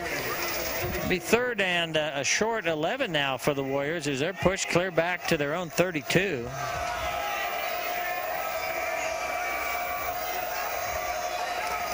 Jansen with a carry. He's got open field right up the gut. He's got the first down. Oh, he'd still be galloping if not for that last-ditch tackle. If he could have kept his feet there, he might have seen the green in the end zone, but nonetheless gets to move the chains and keep the drive alive. Good effort there, shedding a couple tackles and shoelace. Well, he accelerated. He had a great hole to work with, and he accelerated through that, picked up a great gain. Ball's out to the 47-yard line, 1st and 10. Putter and Snyder coming onto the field now. Putter just ignored his friends in the huddle and went on out to he knows what the play is. Split wide left. He does. He came in with it.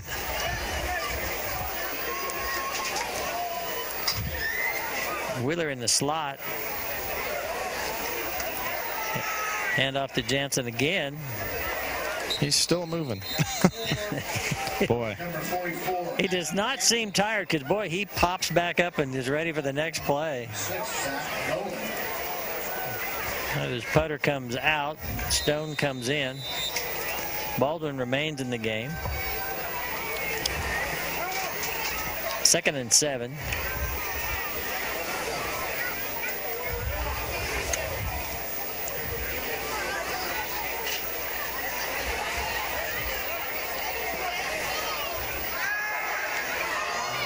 Pass, that's intercepted. Snelling, he lost contact with him, but then the man actually hurt himself. He probably had 4 more yards if he didn't keep fighting, but you never know. Yeah, broken play like that going back against the grain, you get a couple decleaters and you're wide open. He gave up a little ground to try to pick up a big play, and they need that big play. Yes, they do. Trying to hit, looked like a little skinny post or a quick slant again, and had a defender just sitting right in the throwing lane, and it almost looked like it was intended for him. Freshman number 58, Tyler Palak, younger brother of Kyle, now in the ball game. linebacker position. All right, 1st and 10 for the Broncos from their own 46.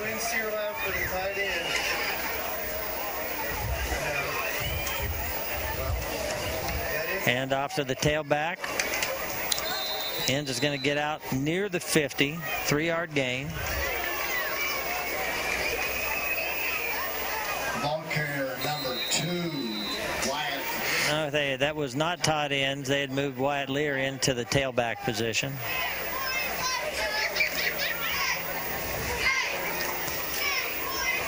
Second and 7 with the ball near the 49 now.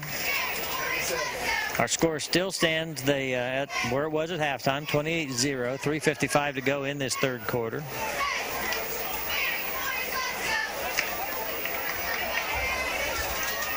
Hand off again to the running back. He's going to be brought down short of the first down, but it'll bring up 3rd and short. Lear again with the carry. Ball carrier number 2, Wyatt Lear. He's a guy that they've been trying to get the ball to in various ways on offense, and now they're just lining him up back there and giving it to him, saying, here, buddy, go get what you can, and look for him to maybe get another touch here. It'll be 3rd and a long yard. Warriors are really crowding the line here, expecting really a sneak. There it is. Well executed sneak. Yep. I think they got it. Didn't get it by much, but that'll move the chains. Yep. The ball carrier is number 7, Blake Thunder. Cade Harms, number 63, is going to re-enter the game for the Warriors.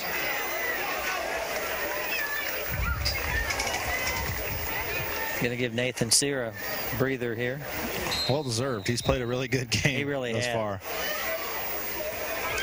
So the team's just kind of trading blows here in this third quarter. No one really threatening. No one doing anything too spectacular. I didn't watch that. That's not my job.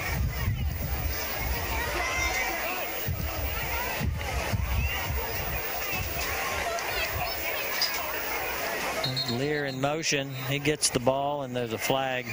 I'm going to assume that was some motion. Yeah, a little procedure penalty on the offense. They were looking to set up a little jet sweep there.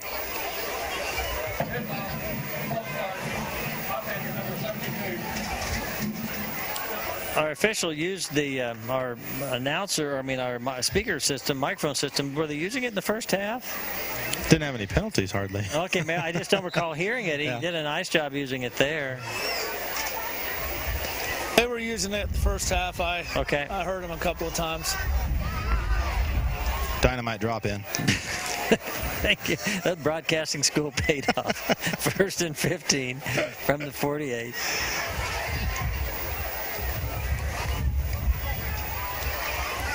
Hand off to Lears. He's dropped after a short gain. 2nd and long. Number 2, ball carrier.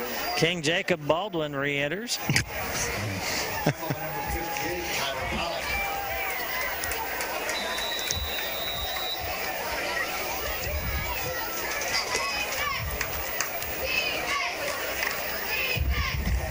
Dylan Carpenter had been in the ball game for the Warriors, number 64. He comes out.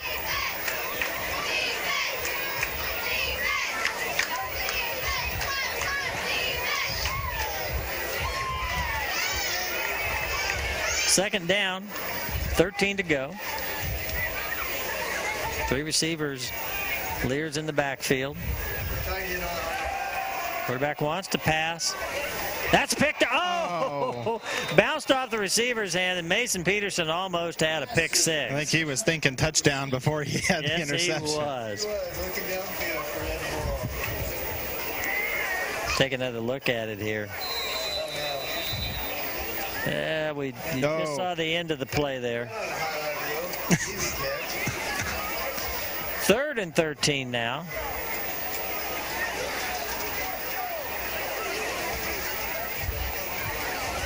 I almost think Remington is trying to milk the clock just a little bit. They don't appear to be sprinting in and out of that huddle. No, they sure aren't. Yeah, to our right. Quarterback wants to throw again. Oh! Meet the Warrior defensive line. Wow. He was trying to wait on a wheel route out of the backfield. He had his tailback running a wheel down the far sideline and was trying to wait and waited just a little bit too long. Baldwin and Harms, among others, back there. Big loss will bring up 4th down and 19. I think you got a punt here. Yeah, I mean, this is just, like video game football. If you go for it here, you're just basically surrendering and saying, oh, let's hope something happens. But still a pretty brisk wind at his back. Snelling is back to his 16-yard line to field the punt. Low snap on the ground, gets it away. It's going to be nowhere near Snelling. Going to roll dead at the 24, maybe 23. Actually, that worked out pretty well for the Broncos. Yep. And Snelling's got to be frustrated. He's got some really nice returns last year and at other times, and he wants to get a fair shot at one. Yeah. Well, a lot of times you see that opposing coaches will see that on film from the previous year, and they'll just say that he's not going to make a big play. We're going to get as much field position change as we can, and we're not going to give up a touchdown going the other direction. Again, when you're chasing 4 already, that's the last thing you want is a special teams play to go to the house. Exactly. 24-yard line, Warrior 1st and 10 now. 31 seconds to go in this third quarter. And they meet. Oh, the ball popped out. I think he was down. Snyder was literally done with the play thinking that Jansen was down before the ball popped out. Let's see if we can get a look at it here. Gene, slow that down. They're going to give it to the Broncos. Okay, Jansen runs into his blocker, goes down. Wow. Yeah, he was down, clearly down. Throw the red flag, Coach. We can send this back to network headquarters in Marion, Kansas, and tell you he was down. Yeah, that's definitely a break for the Broncos there, and an unfortunate turnover again for the Warriors. This second half hasn't gone according to plan so far. Play not coming in from the sideline very quickly, and the quarterback getting frustrated for the Broncos. This is where, if you're out here and you're a starter for the Broncos, you're not going to win this game, but you want to get in the end zone. You can get in the end zone here, and you cut it to a 3-touchdown game here right before the end of the third quarter. There's been some funny things that have happened. You never know here. Counter play. Runner gets thrown out of bounds.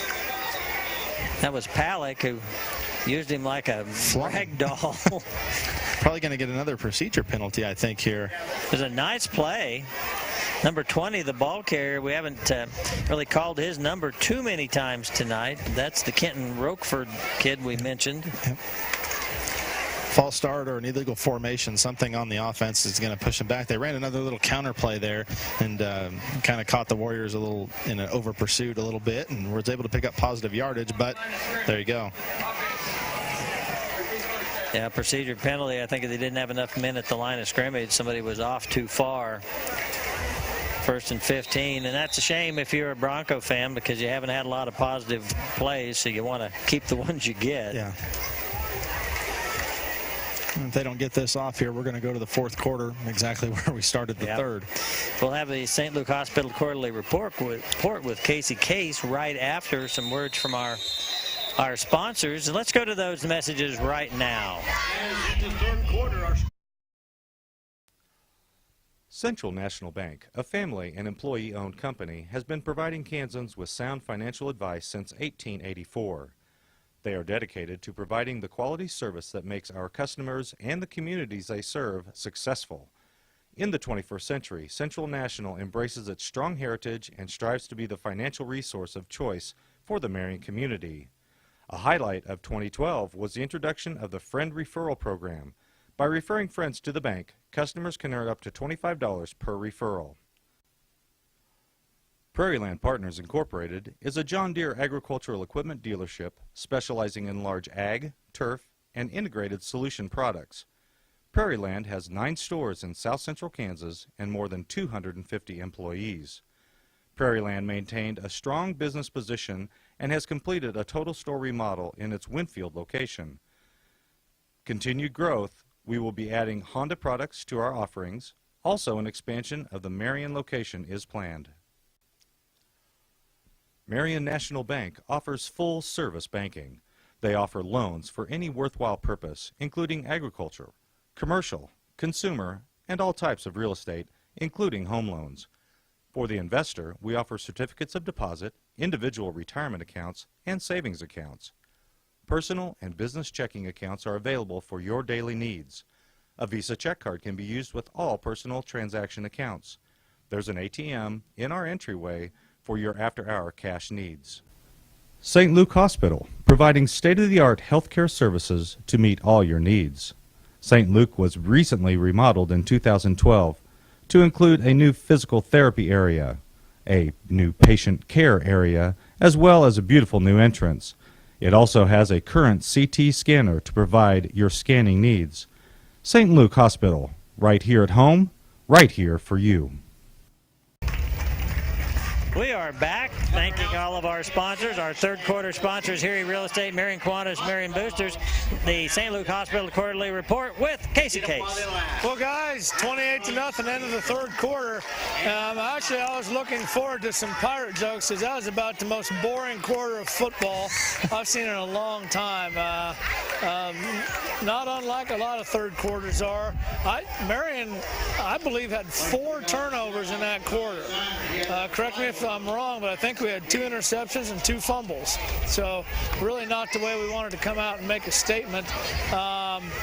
Give Remington credit, they haven't given up, but like you mentioned earlier, I think this is a Warriors game. If the wheels would really have to come off now for us to give this one up, especially with the wind at our backs in the fourth quarter. So hoping for a little more entertaining fourth quarter and maybe some Pirate jokes. Thank you, Casey. And Danny, let's get the Danny cam working. Do we buy? Oh, I don't think we're going to be able to use the Danny cam right now. We'll come back to that at a later time. Quick Pirate joke, Roger. What's a favorite toothpaste of a pirate? Arr, what's my favorite toothpaste? Arm and Hammer. You know, that actually is, I actually do use Arm & Hammer toothpaste. I really do. Coincidence. I like it. Tastes like baking soda. It does. You're an odd guy. Yeah. What's your point? All right, 1st and 15 from the 29. Handoff with a tackle out there by Heidebrecht. Very short gain. 2nd and 14.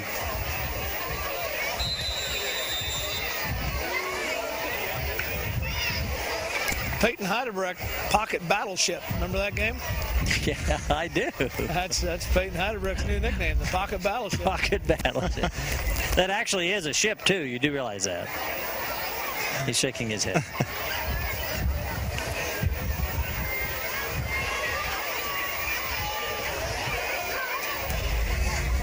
Quarterback pitches to Lears.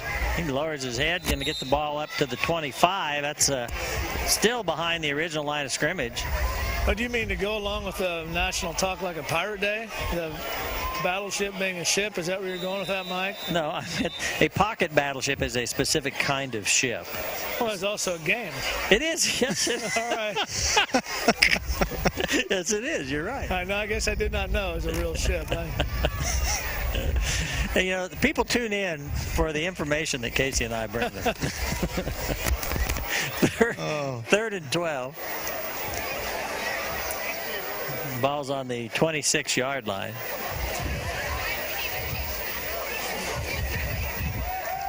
Oh. Yeah. Gets the ball away. It's caught, hit immediately. Stone playing a nice game. He's had a very, very nice game, mainly on the defensive side of the ball, but we've seen him contribute on the offensive end too. And there he shows his face again on defense and holds the Broncos here and forces them into a 4th and long. 3-yard gain on that pass play. It's 4th and 10.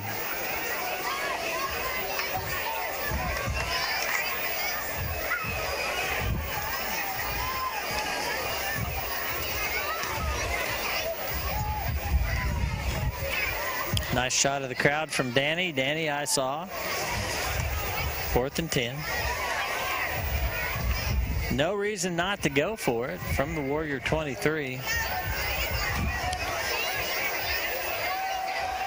Deep drop. Boy, has no time picked off but out of bounds. The ball will go to the Warriors. And while we have just a moment here, Danny, get a shot of the crowd. Can you find anybody that perhaps looks like a Pirate?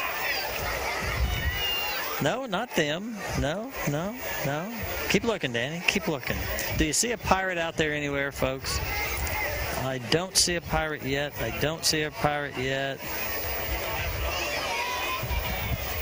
Nope, none of them, Danny. Sorry, none of those look like Pirates. Just keep looking. Look, a Pirate, Roger.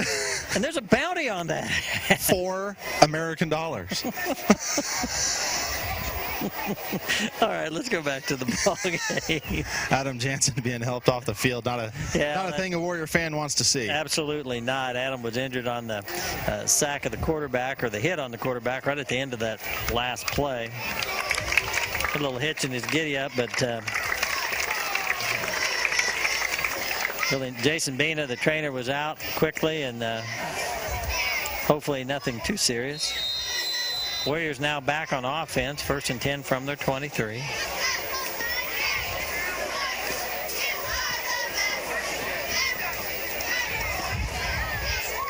Oh, ball's out. Peyton Heidebrecht with the carry, and Casey was right. There was just all kinds of turnovers in the third quarter, and now we got it again. Carrying it like a loaf of bread, and that's the kind of thing that happens. Have another look at it here.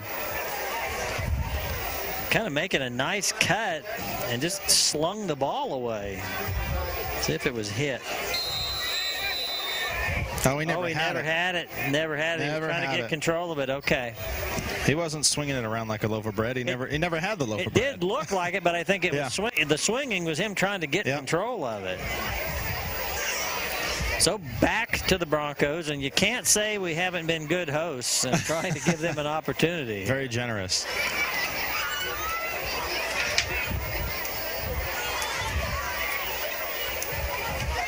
And off to Lears.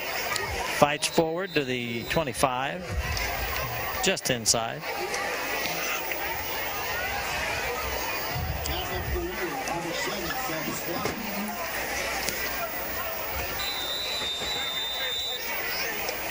Whenever you are at Warrior Stadium, make sure you visit the concession stand and help out the Marion Booster Club.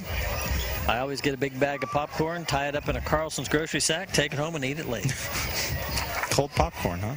Warm it up in the microwave. There you go. Hard line push is going to get him a couple more.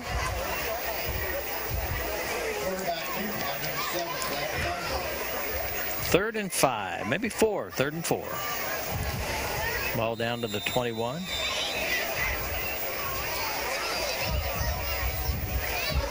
I have to admit to some disappointment. The Warriors jump out to that big lead, and combination of maybe a little bit of loss of focus and some loss of the ball. A loss of some things. Have resulted in no scoring in this half.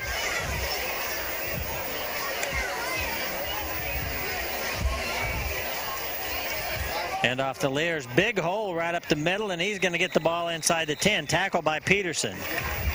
Good play there. They faked the jet sweep that has been successful for them, and then they run just a dive play right behind it and catch the Warriors maybe peeking in the backfield a little bit. Give their coaching staff some credit as we see number 63, Cade Harms, and 60, Adam Shaleen, enter the game. 64 and 57 coming out are, lost it here, Dylan Carpenter and William Adami. But give their coaching staff some credit for doing everything they can to get their athletes the ball in a position to do something with them. Quarterback keeps. Wow. Man, he was running hard, and he got slung backward. Do we have a replay of that? I'm trying to see who. I think it was Palak.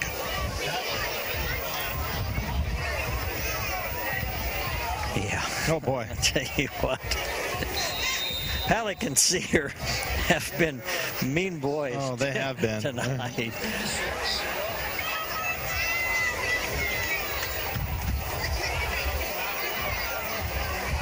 $7:24 to go. And the split receivers out, too high, too low. Just Lears in the backfield.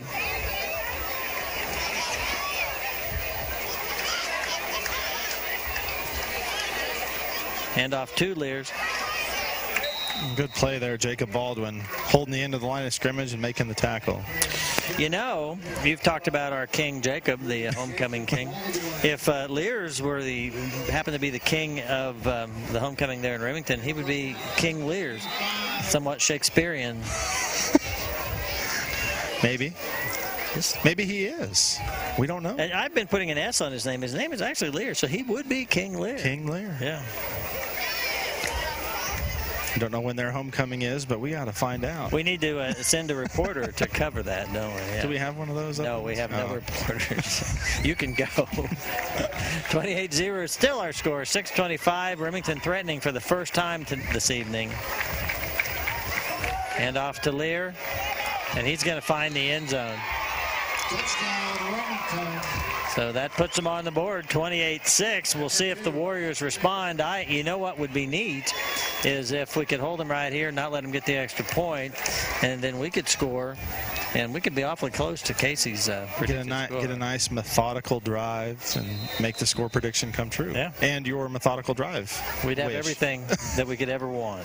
And some pirate jokes. We haven't had time to do pirate jokes. I don't have any more. That'd be what we call a win-win, boys. It would, wouldn't it? Win-win. And Casey and I very rarely see those. That'd be a win-win-win. The Warriors would get a win. I'd get my prediction. Mike would get his methodical drive. We could get a fourth win if we get Roger another pirate joke. Going for two. Pass play. Nicely executed. Pass was complete to number 3, Chance Bowen. Those dirty devils are trying to mess up Casey's prediction. Oh, good job here on the pitch and catch. Very similar to the play we saw Schneider connect with Peterson on a Marion 2-point conversion in the first half. Quick slant there to the top of the field and well executed there on the end by the Broncos. Well, with 6:14 to go in the ball game, I feel me the need for one more pirate joke. National Pirate Day, whatever. Where do you go to get information on famous pirates? I go to a bar for me pirate jokes. Where do you go? The archives. Getting to the bottom of the barrel here. The archives. Getting to the bottom of the barrel. That here. is pretty bad. Casey, do we do one more or do we just let this die? Please kill it. I'd keep them going at this point. Just keep them rolling. I might have to dig into my pirate scouting report a little bit to get any more. Well, you've done a fine job. Well, thank you. You know, there's been some real talk about whether, drafting you was a mistake, whether you were a flop.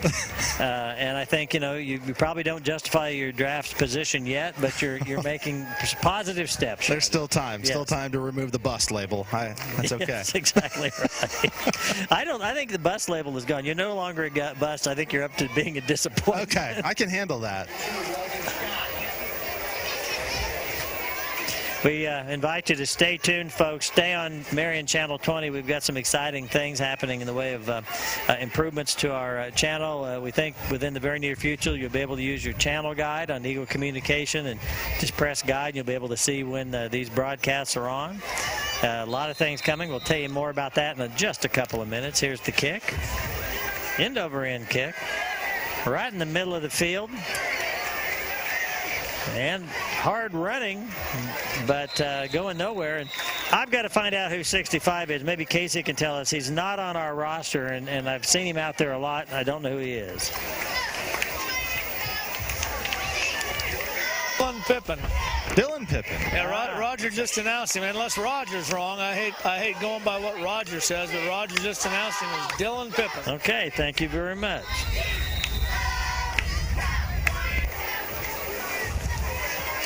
So Dylan Pippin fields the kickoff and gets the ball out to the 39. The Warriors take over 1st and 10, leading 28-8. See if we can hold on to the ball here for a little while. Schneider. Start. Yeah, he faked it to Jansen. Now puts on a move and gets a little bit of running room. Cuts it back inside. Spin move. Gets by the man. Down the sideline. All kinds of blocking. What a run by Schneider. Oh, and the ball popped out. The ball popped out. I thought he was down, but the officials don't seem to be going that way. They're going to give the ball to the Broncos here, going the other direction down at the 5-yard line. You got an up-close and personal look at it right here. You know it's coming because we can Here's a slow-mo. All kinds of moves, all kinds of blocking. That's about as well executed a run and play as you're going to get. Still got possession.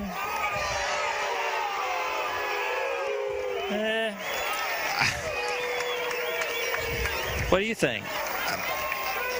It looked like it was starting to shift out a little bit there at the end. You can't fault the effort a single bit. That's right. An outstanding run. I don't know. You know, it's one of those things where if it were the NFL and they had all kinds of camera angles, I'm not sure that you could say incontrovertible evidence that he was already down. Yep. You know, I mean, you got officials making that call on the naked eye and full speed. It's kind of coming loose as he went backwards. Yeah. Anyway, Remington's ball inside the 5. Quarterback's going to get it out, go out of bounds at the 14-yard line, 13-yard line. You know, I guess the positive out of this is make them go 95 yards. They haven't proved that they can hit the big plays to get all the way down the field and really make this game, you know, a little more, a little tighter. I think they're, you know, fighting an uphill battle here down 28-8. I think the odds are pretty darn good that we'll get the ball back from them pretty quick because neither team has protected it very well. No. They're going to be going against the wind. They're going to probably have to go to the air at some point. 2nd and 2 here.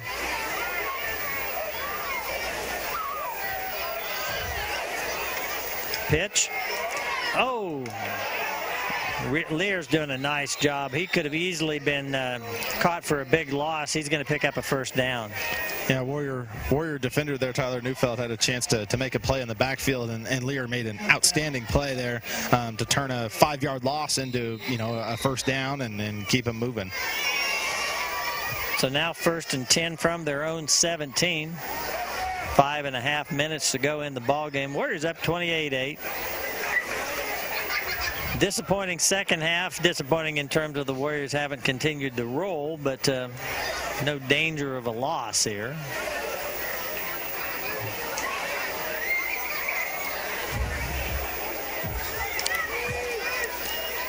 Coming around this direction. There's a flag. We're going to get a...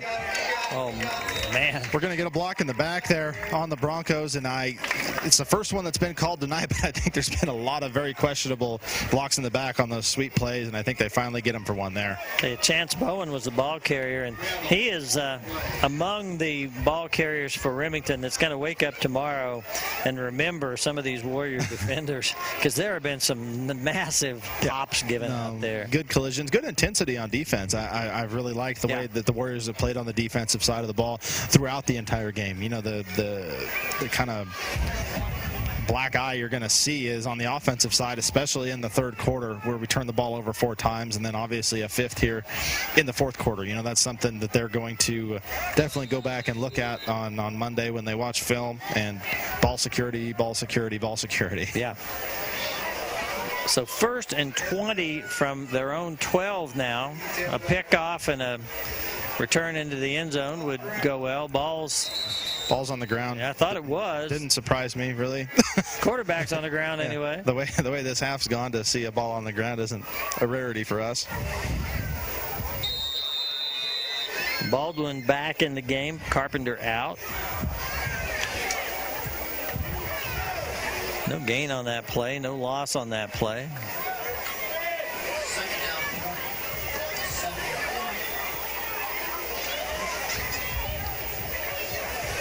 Still no urgency. They're not rushing those plays in and out, which is okay. They just want to do them right. They know they're not going to get 4 touchdowns here.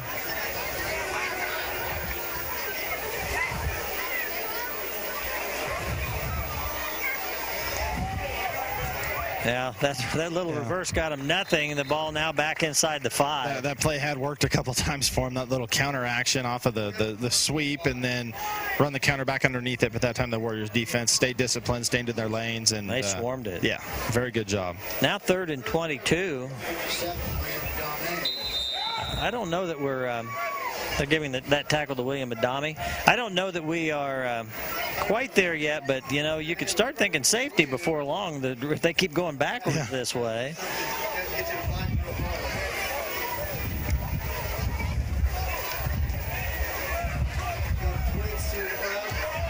Well, they spread everybody out here now on 3rd and miles to go.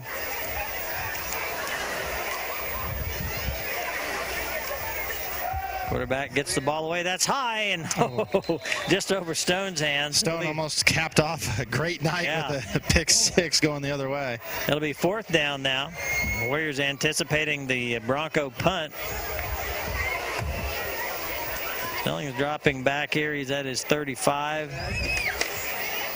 And now he's walking back up. I was going to say, I'd be shocked if they could kick it that far against this wind. He's on his 30 now. Punter's got about a yard and a half behind him in the end zone. Good snap, gets the ball away. Gonna take a really kind of a neutral bounce and die at the 30. Yeah. Not much you can do there from the back of your own end zone. You know, get the ball out as quick as you can, avoid a block, and do the best you can to get it out and getting towards midfield. Obviously, they'd like it a little further, but can't really ask for much more there. Stay tuned to MCTV Channel 20. Sunday evenings at 7, Monday evenings at 7, and Tuesday evenings at 7. Is that right, Gene? Did I get that right? No, it's Sunday, Tuesday, and Wednesday. Evenings at 7 o'clock, you'll see these games and other sporting events. Also, go to mctv20.com as Jansen runs hard and gets 4 yards. Now, just a little bit of a warning. There you go. Watch games anytime. mctv20.com. After the game, Casey will be doing interviews. There'll be something different. The mic that he'll be using will not only be audible to you, Mr. and Mrs. Warrior fan, but also to everyone in the stadium, in the stands. We're moving up. We're moving up. 2nd down. Snyder keeps, ball pops out, and just right to Snelling, who just rolls over and grabs it. Loss on the play, 3rd and 9. And last programming note, since 1994, we've never missed a game. Oh, yeah, we'll get 4th quarter sponsors: Carlson's Grocery, Hannaford Abstract, Marion County Ace Hardware. Our post game will be Marion Die and Fixture. Broadcast area, J.D. Katie Insurance. Here we go, 3rd and 9. Minute 40 to go in the game. Jansen with the carry. Oh, the ball popped out. They took the ball away from Jansen. That's Baldwin in pursuit. The big lineman trying to get, Baldwin gets blocked. That's going to be a touchdown. What a bizarre play. He just took it right away from him. The exchange with the quarterback and the running back, the big lineman just peeled it away from him and went the other direction. Well, talk about the unexpected. Yeah, let's see it. That's too weird not to look at, Gene.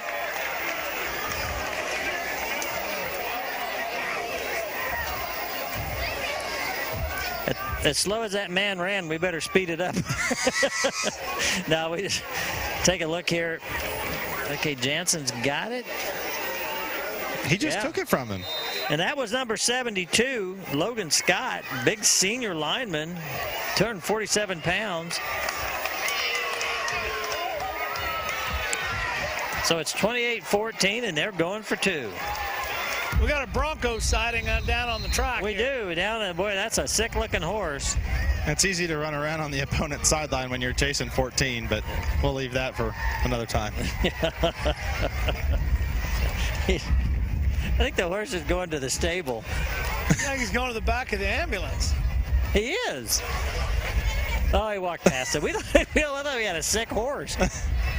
Well, 28-14. Probably not a happy coaching staff. Minute 25 to go. All right, I want to make this. I got to get this in here. Since 1994, we have never failed to bring you a broadcast. Sometimes we've had technical difficulties. We've had times where they haven't been very good. We've had no sound. We've had no audio. It's been all slow-mo. We've done all kinds of weird things. We've never failed to bring you a broadcast. There is a possibility there may not be a broadcast of next week's game, Marion versus El Saline. If that occurs, which frankly it's likely, We just want you to know it's unavoidable. We've got various issues, everything from health issues to equipment issues. But don't panic. We will be back. We're very, very hopeful we'll be back the following week. So stay tuned to MCTV Channel 20 and MCTV20.com, and we'll bring you Marion Warrior sports action. Going for the two-point conversion. Quarterback keeps. He's going to get it. Now make our score 28-16, and kind of makes it respectable. Still think time is obviously in the favor on our side, on the Warriors side, but definitely not the way that the Warrior coaching staff drew the second half up. Time is on my side. Gosh, and I get blasted for doing pirate jokes. Oh, Roger, I know you're just, you're the young idiot, but we have a long history, but from Hofer and Powers to Wheeler and Powers to Freesting and Powers, at various times we've sang. And of all the four people I just mentioned, I'm the worst. But persistent. Casey, would you like to break into song? I was just going to say, you didn't mention me, and there's a good reason. I have never sung on this broadcast. So. Could you sing like a pirate? No, I'm not going to start now.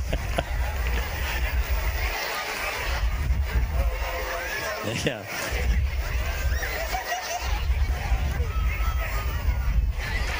Roger, what do you do with a drunken sailor? You throw him in the scuppers till he's sober. That's a song, actually. So we're still going with the pirate thing? Well, kind of, sort of, but I'm also educating. Okay, thank you. Scuppers is like, as I understand it, it's kind of the part of the boat where the water breaks over the bow and it goes in there, and then it kind of goes back out. It's like a pirate drunk tank. And you can put a drunk guy in there, and he's suddenly getting all this water on him, but he doesn't wash away. Gotcha. I see. Now, somebody that was in the Navy will probably, onside kick attempt. Warriors handle it beautifully. Nathan Sear. Yeah, Nathan. Someone who was in the Navy will probably let us know that I've got that all wrong. But a guy that's in the Navy told me that. So. Okay.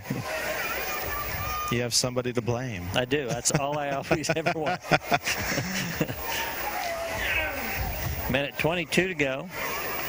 28-16 score. Our score was 28-0 at halftime. It's not like the Broncos came out and dominated this second half. It's been kind of a error-filled half, and the Broncos have made the most of it. The ball's on the ground again. Wow, we've seen more balls on the ground here the last two quarters than I've seen in a long time. Ball security is definitely, they're having some trouble with the exchange. I don't know if it's the quarterback riding the running back too long, running back trying to take it too soon, but there's something in there that's not going well, and definitely is hurting the Warriors here in the second half. Well, and one of the things with young players, rookie doesn't apply, but freshmen, is when things start going bad, they do tend to snowball a little bit. And nice run by Jansen. He's going to have the first down. One of the things that's nice about that, though, is that's the kind of thing that you work on and practice, easily correctable. Yeah, they're correctable mistakes, and they may not be mistakes. It could just be, a slight miscommunication in the backfield, but it's something that definitely you can go and correct, and I'm sure they will starting Monday next week. We've got a Tampa State Bank timeout. That's called by the Remington. Oh, no, I'm sorry. It's called by the officials. They called it to measure. Didn't realize they were needing to measure here. Chain gang out for the first time today. Looks like they're going to be just a little bit short. Just barely. So it'll be second and very short.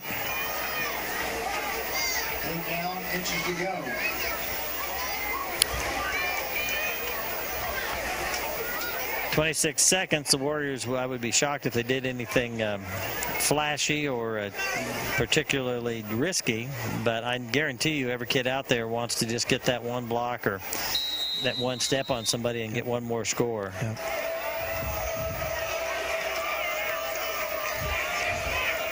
Wheeler and Peterson are your receivers. Hand off to Jansen. He's going to be stopped maybe short of the first down. I don't think he got anywhere close.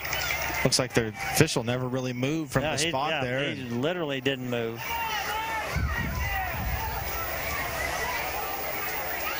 So remains fourth and short, but may have lost a half a football length. That'll be our ball game. So let's real quick have these words from our sponsors. And Marion Kiwanis Club, dedicated to providing service to children and local communities. Since 1923, Marion Kiwanis have worked for our community. Come join us. You can help. MCTV reminds you to support our sponsors. They make these broadcasts possible. Marion Pharmacy became a franchised Health Mart pharmacy in 1984. As a full-line pharmacy, we accept most all major insurance plans, including Medicare D plans for seniors. We have been offering flu shots for the past couple of years and will continue to do so in the future. They offer a full line of durable medical equipment for both rental and purchase.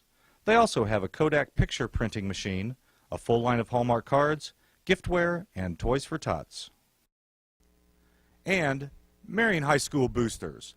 Financially, emotionally, and in all ways possible, the MHS boosters support the students of Marion High in all of their activities. Contact the high school to join them and boost the Warriors. MCTV reminds you to support our sponsors. They make these broadcasts possible. Carlson's is a full-service grocery store, proudly serving the community for more than 20 years. They feature fresh meat and produce, an outstanding deli featuring daily specials and freshly smoked meats, and a bakery. They also offer propane exchange, DVD rental, and utility payments through Western Union. They can even take care of your catering needs. They have recently remodeled their interior, including new frozen section and bakery managers during the past year. Okay, we hope you paid attention to those words from our sponsors. And now stay tuned. Casey Cates, as soon as he can, for this Marion Dye & Fixture post game, try to get some Warrior players for interviews and something different as they will be broadcast throughout the stadium. Good news is, Roger, they can only hear Casey and the players. They will not be able to hear us. That's fortunate for everybody listening.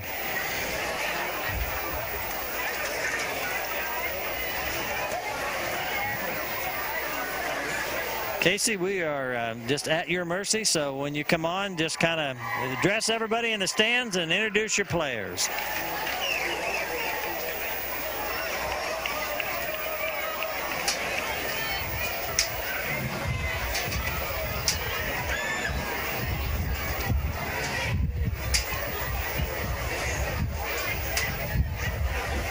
Okay, hey, we're live out here on the field with the Marion Warriors seniors, and we're just going to go down the line, have them introduce themselves, tell what positions they play, and their thoughts on the game tonight. We're going to start off with the king, Jacob Baldwin. I'm Jacob Baldwin. I play defensive end and tight end. Tonight we had a good team win, but we didn't finish the game off like we should have, and expect better from us in the future. I'm Nathan Sear. I played defensive line and offensive line, and outcome of the game was on top, but we didn't finish right. I'm Brad Stone. I'm a wide receiver and a D-back. I don't know. I'm kind of confused. We didn't play the game right as we should have. I'm Seth Snelling. I play free safety and running back. I think the outcome of the game, we won, but we definitely could finish play stronger. I'm Adam Jansen. I'm a middle linebacker and the fullback. We don't need turnovers like that. Dylan Carpenter, DN, O-line. We could have played a lot harder. I'm Tyler Neufeld. I play outside linebacker and slot. We did a lot of good things, and there's a lot we could do. My name is Kyle Palick. I play right guard and middle backer, and we definitely didn't finish the game off like we should have, but we did win. I'm Braden Fahey, and I'm a student coach this year. A lot of good things tonight, a lot that we're going to work on and get better. Thanks for coming. Hey, Casey, grab Palick. Grab Palick for me. Casey, great job, guys. Seniors, we'll go get them next week. Tell Palick I talked to his Uncle Kevin last night at the K-State game. He said to tell him he was proud of him and he wanted him to kick rear the rest of the season.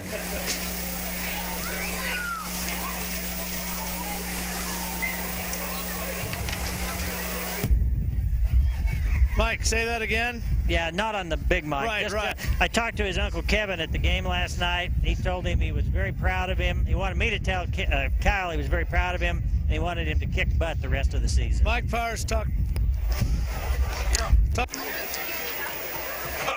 shut you off for telling him. That's okay. Okay, go ahead. All right, we're going to wrap it up here. That was our Marion Dye and Fixture post-game report. We want to thank all of our sponsors that we mentioned throughout the game. And Roger, your final thoughts on tonight's ball game? I think the seniors summed it up pretty well. A win, and a win is a win no matter how it comes, but lots of things to work on once they get back and look at the film. And a lot of it you're not going to have to look at the film. It's going to be ball security, especially late in the game when you have a chance to really put somebody away. But a win's a win. Moving forward, and look to get better starting on Monday with these boys at practice. Well, it's a win. I guess everybody has said that, and we'll take it. We may not see you next week, but we want you to please stay tuned to Channel 20 and MCTV20.com. All the MCTV crew will be back. We may miss a week, and if we do, we guarantee we'll make it up with no more pirate jokes for the rest of the season. Thank you. Thanks to all the guys, to Danny, to Jay, to Gene, to Casey, to Roger. This is Mike Powers saying good night, Mr. and Mrs. Warrior fan. Good night, Red and Kevin. Good night, Gabby Gabbard, wherever you are.